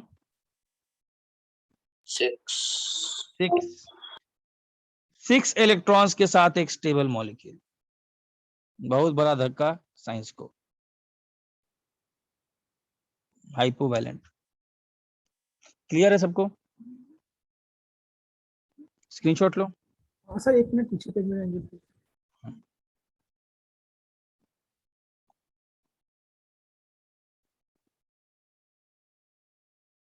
ठीक है सर ऑक्टेट रूल और duplet rule Lewis dot structure ने बनाया था कि उसके पहले से ही था लुईस डॉट? नहीं, जब साइंटिस्ट ये लुईस डॉट स्ट्रक्चर एकदम पहला जमाना वाला है, तो बहुत लोगों को लगा था बॉन्डिंग के बारे में क्या खास बात है कि बॉन्ड बना रहे हैं, तो उसी ने बताया था। तो उसमें लोग को इतना आइडिया नहीं था, उनको लगा था यार ठीक है 8 और 2 होना चाहिए, बहुत मजे मजे से साइंस चल रहा था। BF3 का देखा तो ऑब्जर्वेशन मैच ही नहीं कर रहे हैं। अगर BF3 2 की तरह होता, इधर ध्यान दो, अगर BF3 2 की तरह होता तो अमोनिया के साथ रिएक्ट करता क्या, नहीं, क्यों?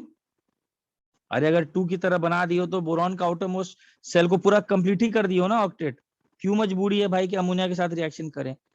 और अगर 1 की तरह बना तो 2 की तरह है नहीं, किसकी तरह है, 1 की तरह। वाई? बिकॉज क्या शो कर रहा है, NH3 के साथ ऑब्जर्वेशन दिख रहा है। लेकिन एक और धक्का लगा, 1 की तरह तो है, लेकिन अगर 1 की तरह है तो बोरॉन फ्लोरीन का बॉन्ड लेंथ सिंगल वाला आना चाहिए ना, वो भी नहीं आया, डबल वाला भी नहीं आया, सिंगल से थोड़ा क्या आया, छोटा आया। छोटा समझते हो किसका बॉन्ड लेंथ बड़ा होता है, सिंगल का कि डबल का, मालूम है, थोड़ा आइडिया है? बॉन्ड लेंथ किसका बड़ा होता है, सिंगल छोटा का। सिंगल का बड़ा, उसके बाद डबल, उसके बाद ट्रिपल। तो अगर बॉन्ड लेंथ थोड़ा छोटा आया, इसका मतलब उनको ये भी समझ में आया कि यार 1 भी पूरा तरह से प्रॉपर्टी वाइज सही नहीं है, 1 में थोड़ा डबल बॉन्ड का भी प्रॉपर्टीज हैं। तो बोला अरे यार 2 के भी प्रॉपर्टीज है, 1 के भी प्रॉपर्टीज हैं, और केमिकल बॉन्डिंग में ही 2 के प्रॉपर्टी से एक टर्म आएगा जिसको हम लोग बोलते हैं बैक बॉन्डिंग। केमिस्ट्री आपको एक बहुत ही मेच्योर तरीके से पढ़ाई करना होगा, समझ रहे हो ना, बहुत ही मेच्योर तरीके से। यहाँ कोई मैथ्स फिजिक्स की तरह 2 + 2 4 नहीं, कुछ नहीं ऐसा मैथ्स की तरह, एकदम you have to be very mature, एकदम it is neither black neither white, it is shades of grey. This is the beauty of chemistry, बोल दो या इसको जो बोल दो, दिस इज एक्चुअल जैसा चलना चाहिए। वेराइटी इतना ज्यादा है कि वेरिएशंस के साथ ही आपको स्टडी करना है, और हमेशा ऐसी जैसा साइंटिस्ट करता है, मैं तो ट्राई करता हूँ उसी ऐसी बताने का, जैसे कि उन्होंने पहले सोचा, उन्होंने एक्सपेरिमेंट किया, तुम भी वैसे ही जानो जैसे उनका था, वो आज भी फंसे हुए थे। तो फाइनली तुम बोलोगे सर सही किसको माने, तो ज्यादातर अभी तक वो लोग 1 को ही ज्यादा प्रॉपर्टीज को सही मान रहे हैं, बट 2 के भी प्रॉपर्टीज हैं। सर ये आगे बढ़ो। लास्ट लाइन एक और बार एक्सप्लेन कर सकते हो? कौन सा लाइन, कौन सा लाइन? ये BF बॉन्ड लेंथ वाला। BF बॉन्ड लेंथ जो है, अगर 1 सही होता तो सिंगल बॉन्ड का लेंथ आता ना, है ना, लेकिन 1 सही नहीं है, उनको थोड़ा सा बॉन्ड लेंथ, मान लो उनके पास डेटा है कि सिंगल बॉन्ड लेंथ होना चाहिए 100 पिकोमीटर एग्जांपल, लेकिन आ गया कि असली में 80 पिकोमीटर है। लेकिन डबल बॉन्ड है BF का होना चाहिए मान लो 60 पिको, डेटा है उनके पास, तो 80 क्यों आ रहा है भाई? तो उसका बॉन्ड ऑर्डर 0 से 1 के बीच में होगा क्या? हाँ, वही से बॉन्ड ऑर्डर से आता है कि ना पूरी तरह सिंगल है ना पूरी तरह से डबल है, मतलब 1 के भी प्रॉपर्टीज और किसके प्रॉपर्टी है, 2 के भी हैं। आप बनाते थे ना मल्टीपल बॉन्ड यूज कर लो सर, तो मतलब 2 का भी। वो समझ गया शॉर्टर है, लेकिन उससे प्रॉपर्टी से क्या रिलेशन है? अरे बॉन्ड लिख लेंगे प्रॉपर्टी तो होता है, और क्या होता हाँ। है, bond length is a property of a molecule ना, या तब दैट इज अ प्रॉपर्टी। तो प्रॉपर्टी अगर 80 सिंगल बॉन्ड होता तो सिंगल की तरह बोलते, डबल होता तो 60 आता। 80 आने का क्या मतलब है, 80 आने का तो यही मतलब है ना पूरी तरह से सिंगल है ना पूरी तरह से डबल है, मतलब 1 भी सही नहीं है पूरी तरह से, 2 भी सही नहीं है, ज्यादातर सही 1 है, ये बोलो। अब समझा? हाँ सर। ठीक है, आगे बढ़ रहा हूँ, स्क्रीनशॉट ले लो। सर दूसरा लिमिटेशन। सर एक डाउट है हाँ बोलो, किसमें डाउट है? सर, हाइपोवैलेंट सिर्फ कंपाउंड्स के लिए बोलते हैं कि एलिमेंट्स के लिए भी? कंपाउंड के लिए, कंपाउंड एलिमेंट्स के लिए नहीं, कंपाउंड के लिए, मॉलिक्यूल के लिए, ठीक है, जिनके आउटरमोस्ट शेल में इलेक्ट्रॉन्स है। दूसरा लिमिटेशन है, अब तो उनको एक बार फंसे जहां पर उनको लेस स्टेबल मॉलिक्यूल दिखाई पड़े 8 से कम, उल्टा भी दिखाई पड़ा, एक्सपैंडेड शेल वाले बहुत दिखाई पड़े, मतलब आउटर मोशन में कितने इलेक्ट्रॉन्स, 8 से ज्यादा वाले भी दिखाई पड़े, इनको क्या बोलते हैं उन्होंने? नहीं पता। Hyper valent. जैसे इसका सबसे फेमस एग्जांपल, चलो PCl5 एग्जिस्ट करता है, बनाओ इसका वैलेंस शेल, इसका बनाओ, कैसा बनेगा लुईस और स्ट्रक्चर, कैसा बनाओगा? 5 into 7 कितना, 35 + 5 40 आएगा, फॉस्फोरस बीच में। पहले क्या करेंगे, कितने इलेक्ट्रॉन्स डालेंगे,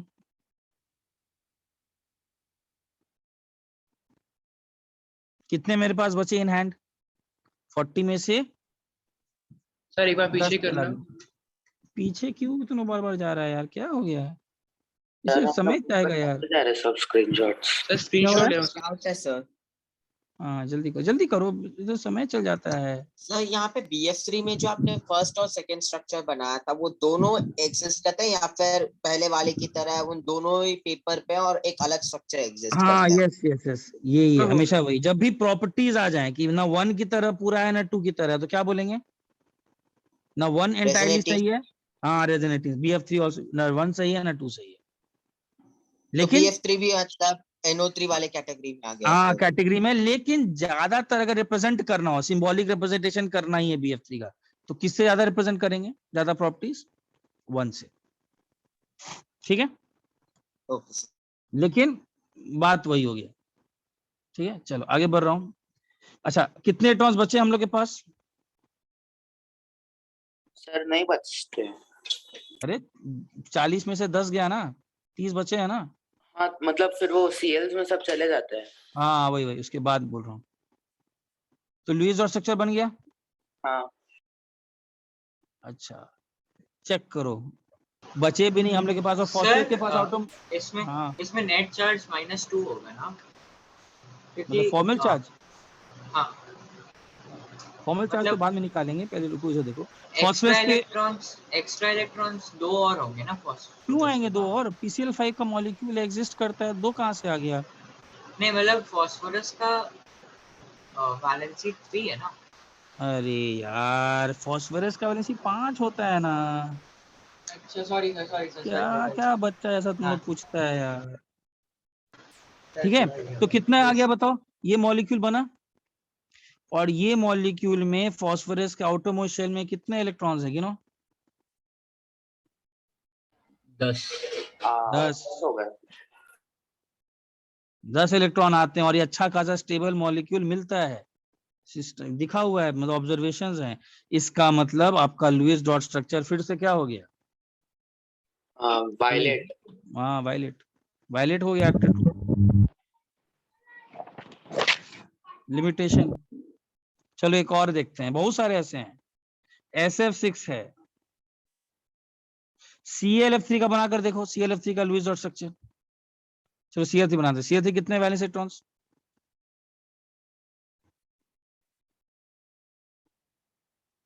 28 आएगा। हाँ सर। 3 into 7 Cl बनाओ जल्दी जल्दी। F F F डालोगे कैसा आएगा? 2 बीच में, 2 2 4 2 6, बचे मेरे पास 22।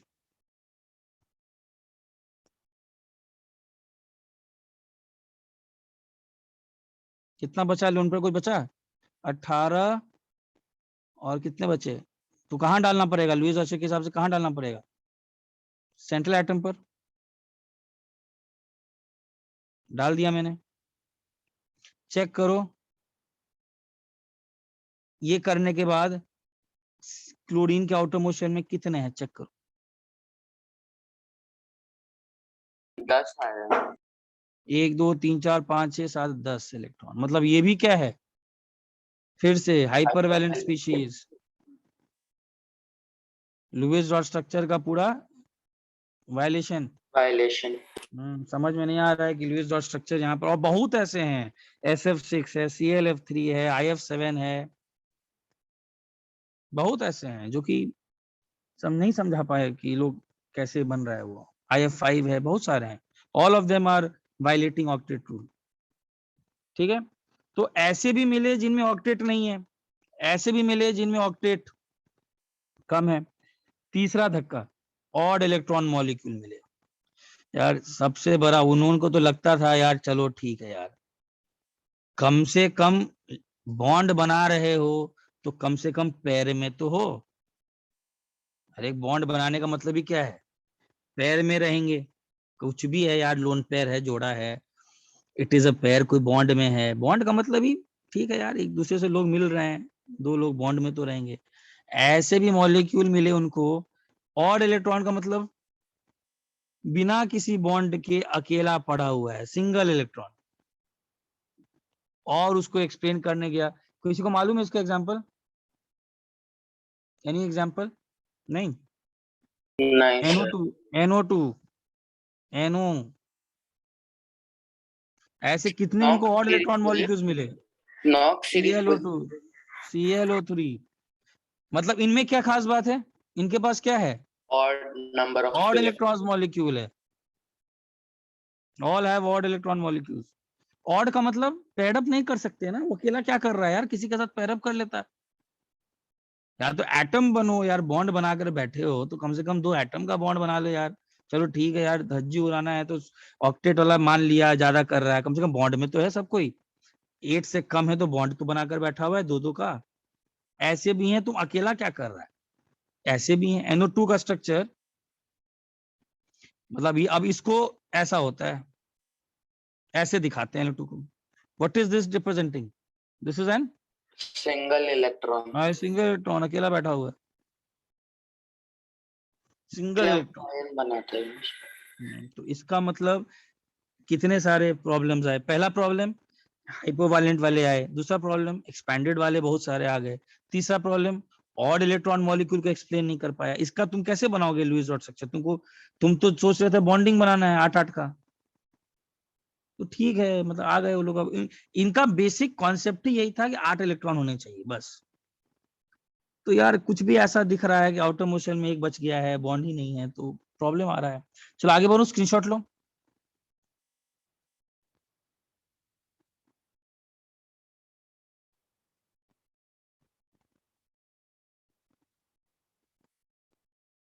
चलो आगे बढ़ो।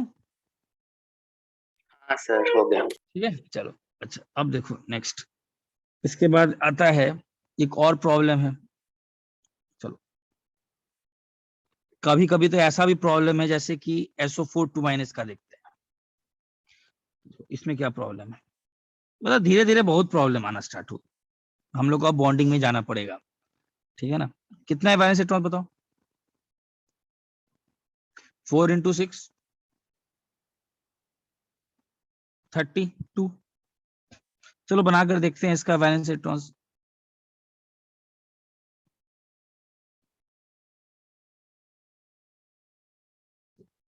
अच्छा कितने इलेक्ट्रॉन्स बचे मेरे पास? 32 में से 8 चला गया तो कितने बचे मेरे पास? 24। 1 2 3 4 5 6 7 8 9 10 11 12 13 14 15 16 17 18 19 20। खत्म, पूरा खत्म हो गया। ठीक है यार, ये -2 का चार्ज, ऐसा लगा उनको ये लुईस डॉट स्ट्रक्चर होना चाहिए SO4 2 माइनस का। बट अब इसमें भी एक प्रॉब्लम है। अब ध्यान दो, जब इतने लिमिटेशन आ गए उनके पास, इसका फॉर्मल चार्ज कितना आ रहा है चेक करो तो। फॉर्मल चार्ज कितना आ रहा है इसका? +2 आ रहा है। सब लोग देखो तो फॉर्मल चार्ज +2 आ रहा है। इसका -1, इसका -1, इसका -1, इसका -1 आ रहा है। देखो तो फॉर्मल चार्ज आ रहा है। मैंने क्या बताया था कि फॉर्मल चार्ज का होना थोड़ा क्या है, +2 टाइप का होना, मतलब थोड़ा अनस्टेबल। अब देखो नेक्स्ट लिमिटेशन क्या है यार, हम लोग को इतना तो मालूम है कि सल्फर अपना ऑक्टेट एक्सपैंड कर सकता है। कैसे मालूम पड़ा? अभी जस्ट ऑब्जर्वेशन वाइज बताया कि SF6 नाम का मॉलिक्यूल एग्जिस्ट करता है। SF6 में धक्का लगा था ना साइंटिस्ट लोग को लुईस डॉट स्ट्रक्चर को, कि SF6 बन गया यार।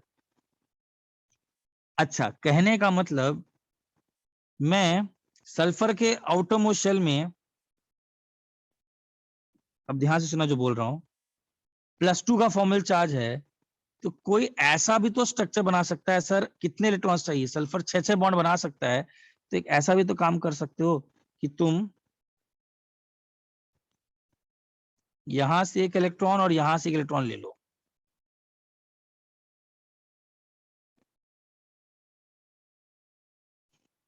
अच्छा, इस स्ट्रक्चर में कितने फॉर्मल चार्ज है बताओ? इस स्ट्रक्चर में कितने फॉर्मल चार्ज है? इस स्ट्रक्चर में सल्फर का फॉर्मल चार्ज कितना है? 0। इसका भी 0। कौन सा ज्यादा स्ट्रक्चर स्टेबल दिख रहा है, 1 की 2? 2 ज्यादा दिख रहा है। और जब उनको ये पता चला कि सल्फर 6 बॉन्ड बना सकता है, तो फिर से एक लिमिटेशन हुआ। सच किसको माने यार, 1 को माने कि 2 को माने? सच्चाई है क्या, 1 है कि 2 है? लुईस बोलता है 1 बनाओ, लेकिन लुईस के हिसाब से फंसे ये कि फॉर्मल चार्ज बहुत ज्यादा है, लेकिन हम लोग तो ऑब्जर्व कर रहे हैं कि सल्फर 6 बॉन्ड बना सकता है, तो क्यों ना उसका 6 बॉन्ड बना करके 2 बना दें, क्योंकि 2 बनेगा तो फॉर्मल चार्जेस यहाँ पर क्या है, लेस है। तो अगेन अब प्रैक्टिकल प्रॉब्लम साइंटिस्टों के पास हमेशा अराइज हो गया, हमेशा लुईस और स्ट्रक्चर में, कि यार 3rd पीरियड और ऑनवर्ड्स वाले हमेशा प्रॉब्लम कर रहे हैं 1 सही है कि 2 सही है। कुछ साइंटिस्ट लोग सोचे कि 2 बनाकर देखते हैं, एंड एक्चुअली में maximum properties match with structure 2।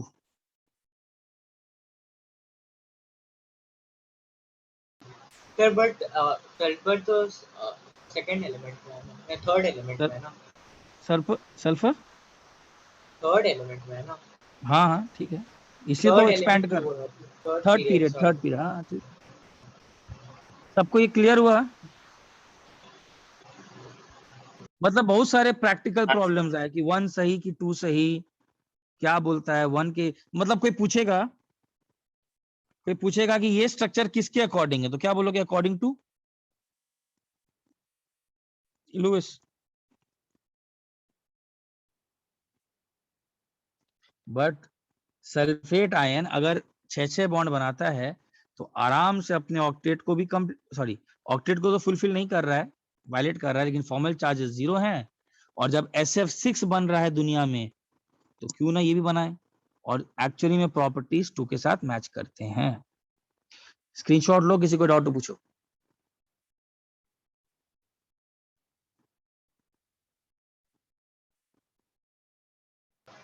Sir वो आपने फॉर्मल चार्ज वाला क्या लिखा है? Formal charge less. मैं ये बोल रहा हूं कि मान लो लुईस के हिसाब से 1 स्ट्रक्चर होना चाहिए, लेकिन 1 अगर हिसाब से होना चाहिए तो फॉर्मल चार्ज कितना का आ रहा है सब पर? 2 -1 -1 -1।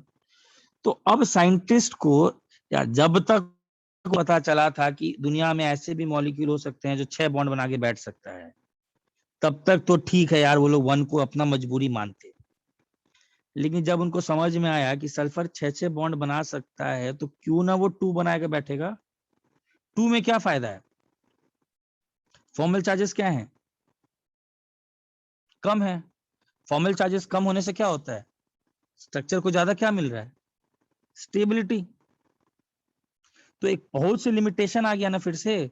लुइस बोलता है कि 1 करें, और वो अब उनको लग रहा है कि यार 2 भी हो सकता है, और एक्चुअली में बहुत साइंटिस्ट बोले अरे हम 2 ही बना कर देखते हैं। जब हम लोग एक बार धक्का खा ही गए सल्फर में कि लुइस डॉट स्ट्रक्चर आपका 8 से ज्यादा इलेक्ट्रॉन ले सकता है, तो यार ये 2 का देखते हैं। और उन्होंने देखा प्रॉपर्टीज 2 के साथ मैच करते हैं, 2 के साथ प्रॉपर्टीज मैच कर रहे हैं। अच्छा खासा डबल बॉन्ड, सिंगल बॉन्ड सब आ रहा है। सबको क्लियर हुआ? बोलो, आपको डाउट है किसी को?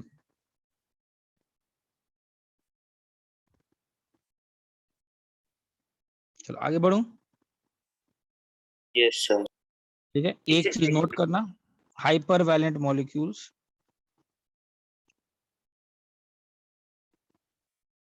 ये ऑब्जर्वेशन है, आर फॉर्म्ड ओनली बाय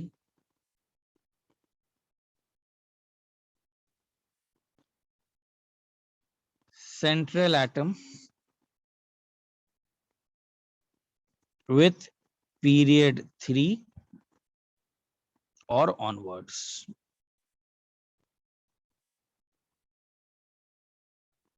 या फिर below the period.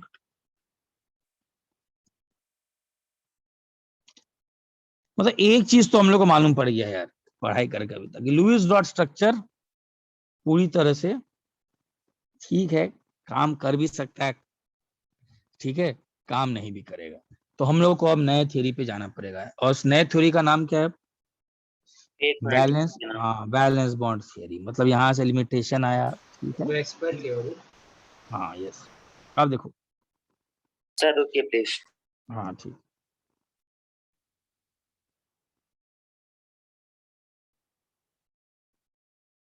ओके ठीक है, चलो अब हम लोग किस पे चलते हैं। ये तो हो गया लुइस डॉट स्ट्रक्चर, बट जैसा कि आप लोग को समझ में आया लिमिटेशंस तो बहुत सारे हैं। किसी का कोई डाउट भी है क्या? क्या है सिद्धार्थ, क्या है? Cl 3 से ज्यादा F एटम्स के साथ नहीं, Cl Fi बनता है, कर सकता है। क्या डाउट है बताओ इसमें? ठीक है, अच्छा अभी देखो, अब देखो ध्यान से, ठीक है, आप देखो ध्यान से। तो अब का कहानी यहाँ से स्टार्ट हो रहा है कि अब now we are going to the bonding, valence bond theory. यहाँ से अब नया कहानी start. Valence bond theory generally आपको क्या बताता है? हाउ द बॉन्डिंग अकर्स, क्या हो रहा है। अच्छा ये क्या बताता था?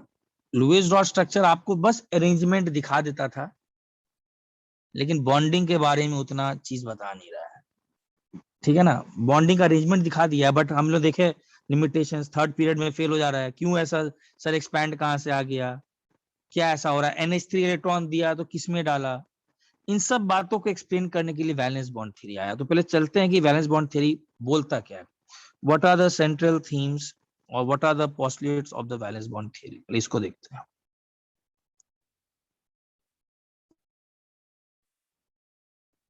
ठीक है, देखो पहला ये क्या बोलता है? पहला ही बोलता है कि कोवेलेंट बॉन्ड इज फॉर्म्ड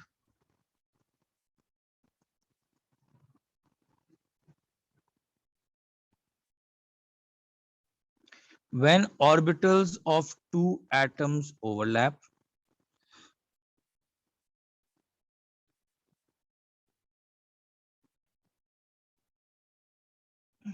ठीक है, and the overlap region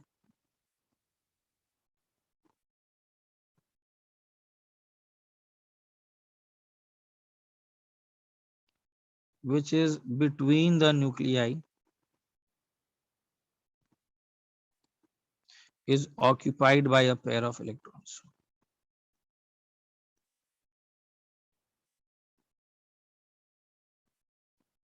तो पहला थ्योरी क्या बोलता है कि दो ऑर्बिटल आपस में ओवरलैप करेंगे, और वो दो ओवरलैप रीजन है उनके बीच में क्या आ जाएगा? Electron cloud. दूसरा, opposing spins of the electron pair करेंगे।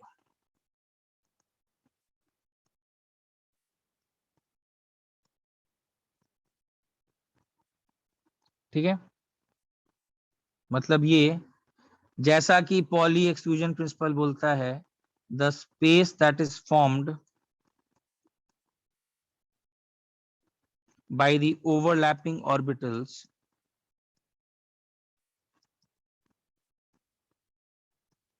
जब वो ओवरलैप करेंगे, जो space that is formed has a maximum capacity of, उसमें कितने इलेक्ट्रॉन्स रहेंगे उस रीजन में? 2 electrons, and that must have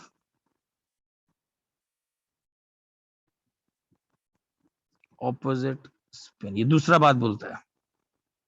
जैसे कि एग्जांपल, H और H कैसे दिखाते हैं? एक H और एक H H और हाइड्रोजन का मॉलिक्यूल, और यहाँ पर ऐसे पहले दिखाओगे, जैसे हम ऐसे। लोग पहले करते थे हाँ, वैसा हो गया ना, वैसा ऐसा। बीच में 2 इलेक्ट्रॉन्स हो गए। हाँ, और 2 इलेक्ट्रॉन का स्पिन क्या रहेगा? मतलब उस रीजन में कितने इलेक्ट्रॉन्स रहेंगे वैलेंस बॉन्ड थ्योरी के हिसाब से? 2। 2। और दोनों के स्पिन क्या रहेंगे? दोनों के स्पिन अलग। क्लियर है? Opposite spin. चलो आगे बढ़ूं। सर एक मिनट स्क्रीनशॉट लेना।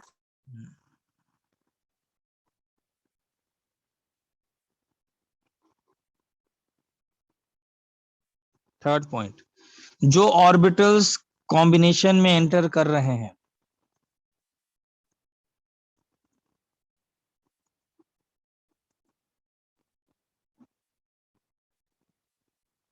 जो ऑर्बिटल्स कॉम्बिनेशन में एंटर कर रहे हैं मस्ट हैव ओनली 1 इलेक्ट्रॉन। मतलब दोनों के पास कितने इलेक्ट्रॉन है? एक एक। एक H इधर लाएगा, एक H उधर लाएगा, और दोनों आपस में बॉन्ड बनाएंगे। एक H है, एक इलेक्ट्रॉन इधर, एक इलेक्ट्रॉन इधर, मिलने के बाद ओवरलैप हुआ, और एक का स्पिन क्या हो गया? चेंज। या फिर पहले ही से दूसरे का स्पिन अलग करो, जो भी करो फाइनली ऐसा दिखाओगे। और इसका सिंबॉलिक रिप्रेजेंटेशन H2। क्लियर है? दूसरा, अच्छा, तो जब मुझे कॉम्बिनेशन का मतलब नहीं समझ में आया। अच्छा, ये थ्योरी बोल रहा है कि हर एक बॉन्ड बनने का क्या मतलब है कि एक एटम एक इलेक्ट्रॉन लाएगा, दूसरा एटम एक इलेक्ट्रॉन लाएगा, और दोनों आपस में पेयर अप करेंगे। यही बोलना चाह रहा हूँ। The orbitals that are entering into combination मतलब orbitals combination overlap, हर एक में एक एक इलेक्ट्रॉन रहेगा। ठीक है? हाँ सर। है ना? एक H एक इलेक्ट्रॉन लाएगा कहीं भी। हाँ बोलो। इसमें सोडियम ले सकता है? अरे सोडियम तो आयनिक बॉन्ड बनाता है ना, वो दुनिया तो हम लोग कब का छोड़ दिए ना। हम लोग तो आयनिक बॉन्ड का दुनिया छोड़कर किस में आ गए हैं? कोवेलेंट बॉन्ड में ना। तो क्यों उस दुनिया पे जाना फिर? ठीक है, अच्छा। दूसरा वैलेंस बॉन्ड थ्योरी बोलता है maximum overlap of bonding orbitals.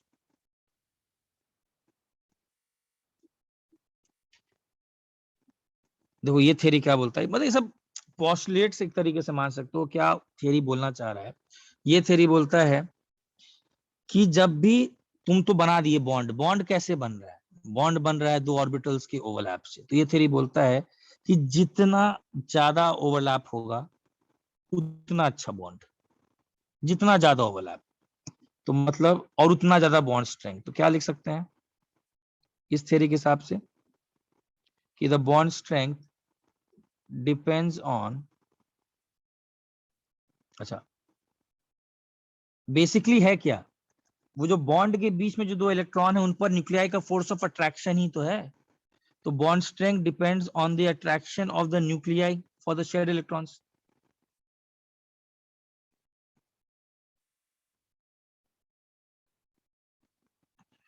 है ना?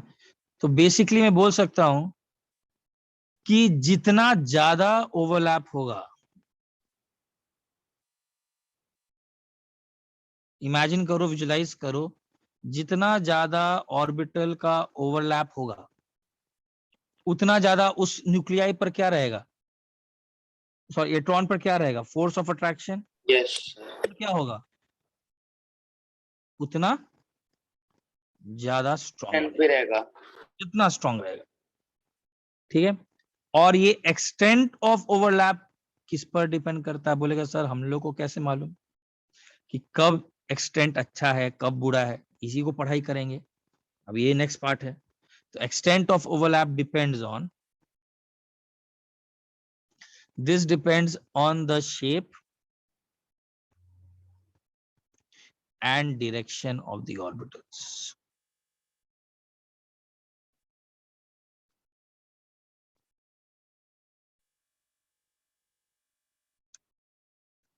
हाँ नहीं अमृत्या, हाइब्रिडेशन तो बहुत लंबा है, आज तो हाइब्रिडेशन स्टार्ट अभी कहाँ, अभी तो यहीं पर भी चलेंगे, अभी बहुत है। ये क्लियर है सबको? हाँ सर। ठीक है, ये सर, क्लियर है? हाँ बोलो। 1 मिनट लिख रहे हैं। हाँ लिखो।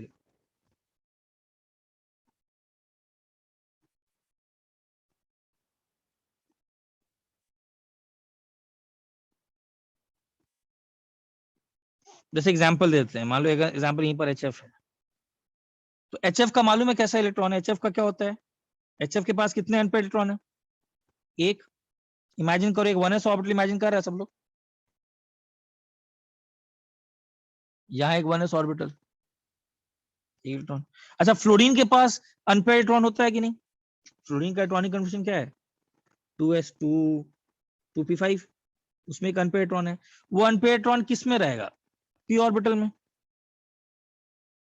इमेजिन करो p ऑर्बिटल का शेप, मुझे अब इमेजिन करो, खुद ही बताओ इस थ्योरी के हिसाब से अगर वो दोनों आपस में बॉन्ड बनाने आ रहे हैं, ये 2p में है, तो कैसे, कुछ थोड़ा सा आइडिया लग ही रहा होगा, जरूर एकदम हेड ऑन करना ही चाहेंगे ना, तभी तो अच्छा ओवरलैप होगा ना। एक इमेजिन करो एक डंबल शेप, तो जितना अच्छा ओवरलैप उतना स्ट्रॉन्ग बॉन्ड, और बॉन्ड बनाना चाह रहे हैं तो यार स्ट्रॉन्ग ही बनाएंगे। तो बेसिकली ये कैसे ओवरलैप करेंगे, this will overlap along the long axis of the orbital. देखो यही इसका मतलब है, इन HF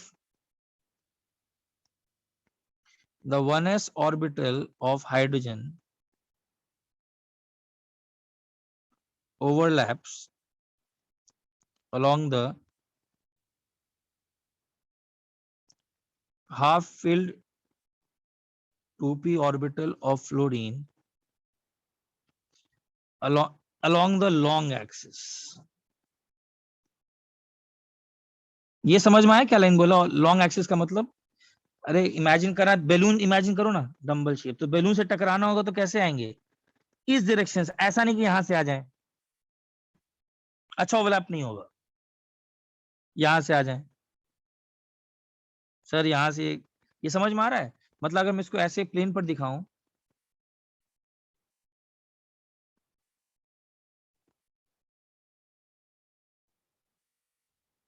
मान लो वाई एक्सिस है, तो मुझे किसी चीज को ओवरलैप करना हो,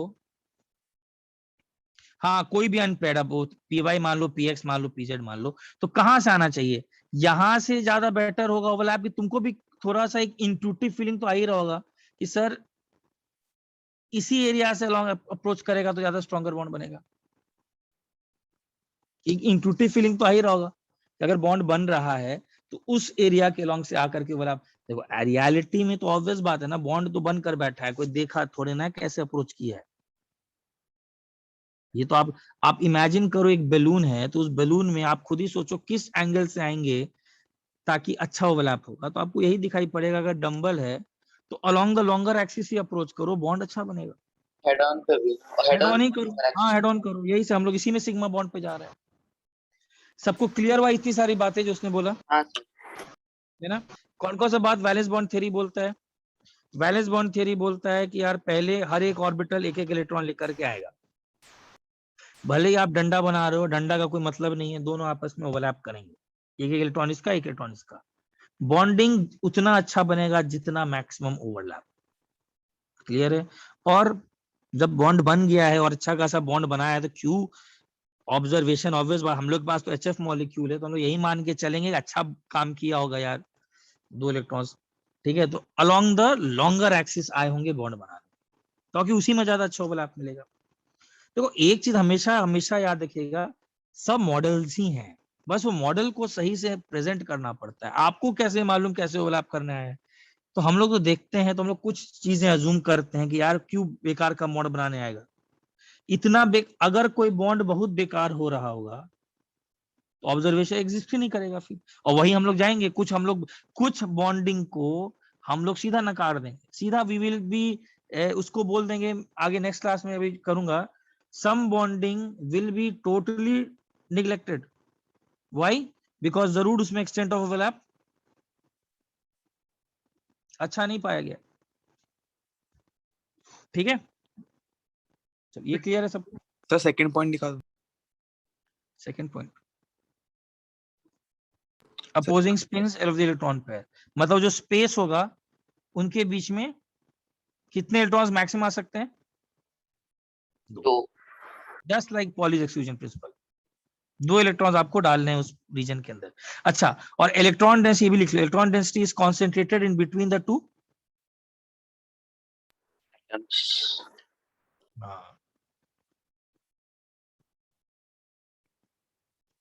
द टू बॉन्डेड एटम्स। पूछिए किसी को इस पूरे में कौन सी चीज में डाउट है? आगे बढ़ो। हाँ सर।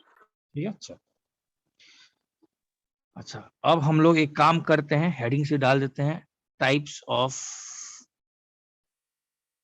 बॉन्ड।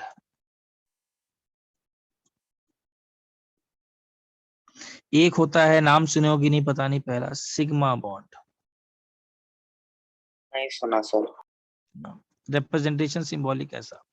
चलो इसको लिख लो, इसको आज लिख लेते हैं, नेक्स्ट क्लास इसी को कंटिन्यू करेंगे। इसको लिख लो, इसका सिग्मा बॉन्ड का क्या मतलब है? Sigma bond formed by head on overlap, मतलब समझो 2 चीजें आपस में टकरा रहे हैं, एक्सीडेंट हो रहा है, एकदम हेड ऑन कोलिजन।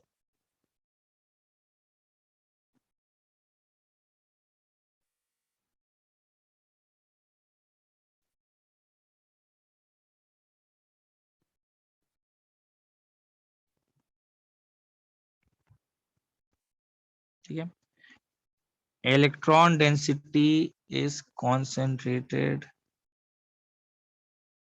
इस केस में in the line joining the two nuclei. एक टर्म डिफाइन कर रहा हूं,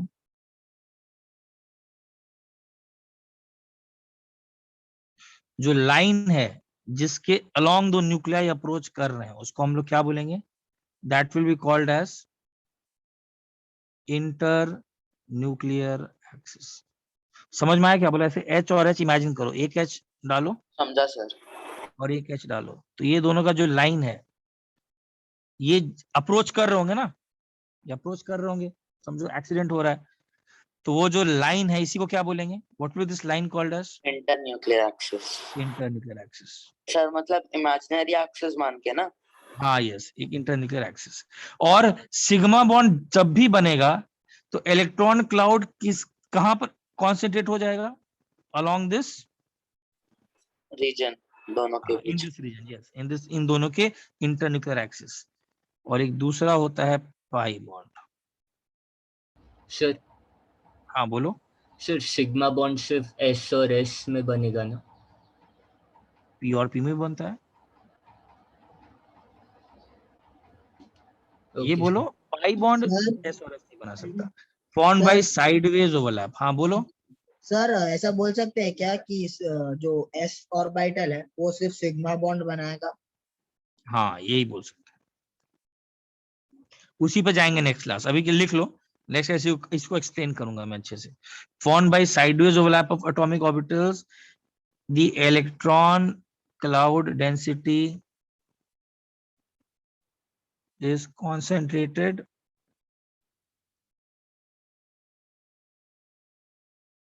above and below. Sir sideways में कैसे होगा? हाँ सब आएगा, नेक्स्ट क्लास उसी पर आएंगे, नेक्स्ट उसी पर आएंगे। तो नेक्स्ट जैसे क्लास हम लोग बेंजीन का था। जैसे, हाँ जैसे बेंजीन का था, यस बेंजीन का वैसा ही दिखा रहे थे साइडवेज। ये जो था ना पाई बॉन्ड, इसी को डबल बॉन्ड पाई बॉन्ड जैसे दिखाते हैं, दिस इज एक पाई बॉन्ड है ये।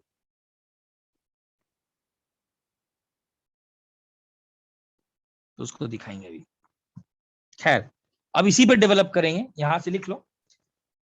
नेक्स्ट क्लास हम लोग यहीं से कंटिन्यू सर करते तो हैं। आज की क्लास खत्म।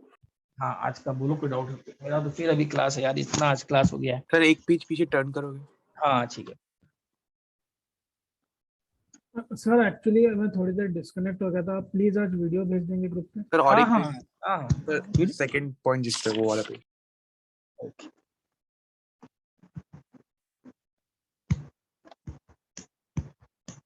Thank you sir. यहीं से फिर कंटिन्यू करेंगे नेक्स्ट क्लास। सर एक ठीक है? Minute sir, Yes, last sir. Page दिखाइए ना, last page. Okay. Sir last page. दिखा रहा हूँ।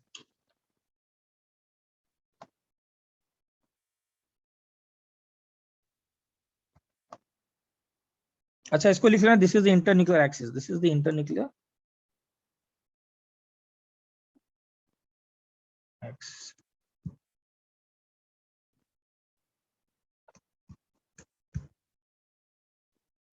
ठीक है, रखें फिर। सर 1 मिनट कॉपी कर रहा हूँ। Yes sir. Take care. हाँ कॉपी कर ले तो बोलना ना।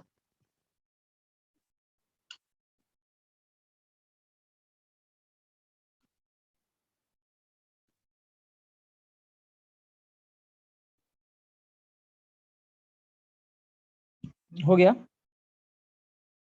हाँ सर हो गया। चलो चलो बाय। ठीक है, bye thank you Janmanjay, sir. Bye bye sir. Bye. ठीक है, थैंक यू सर। बाय।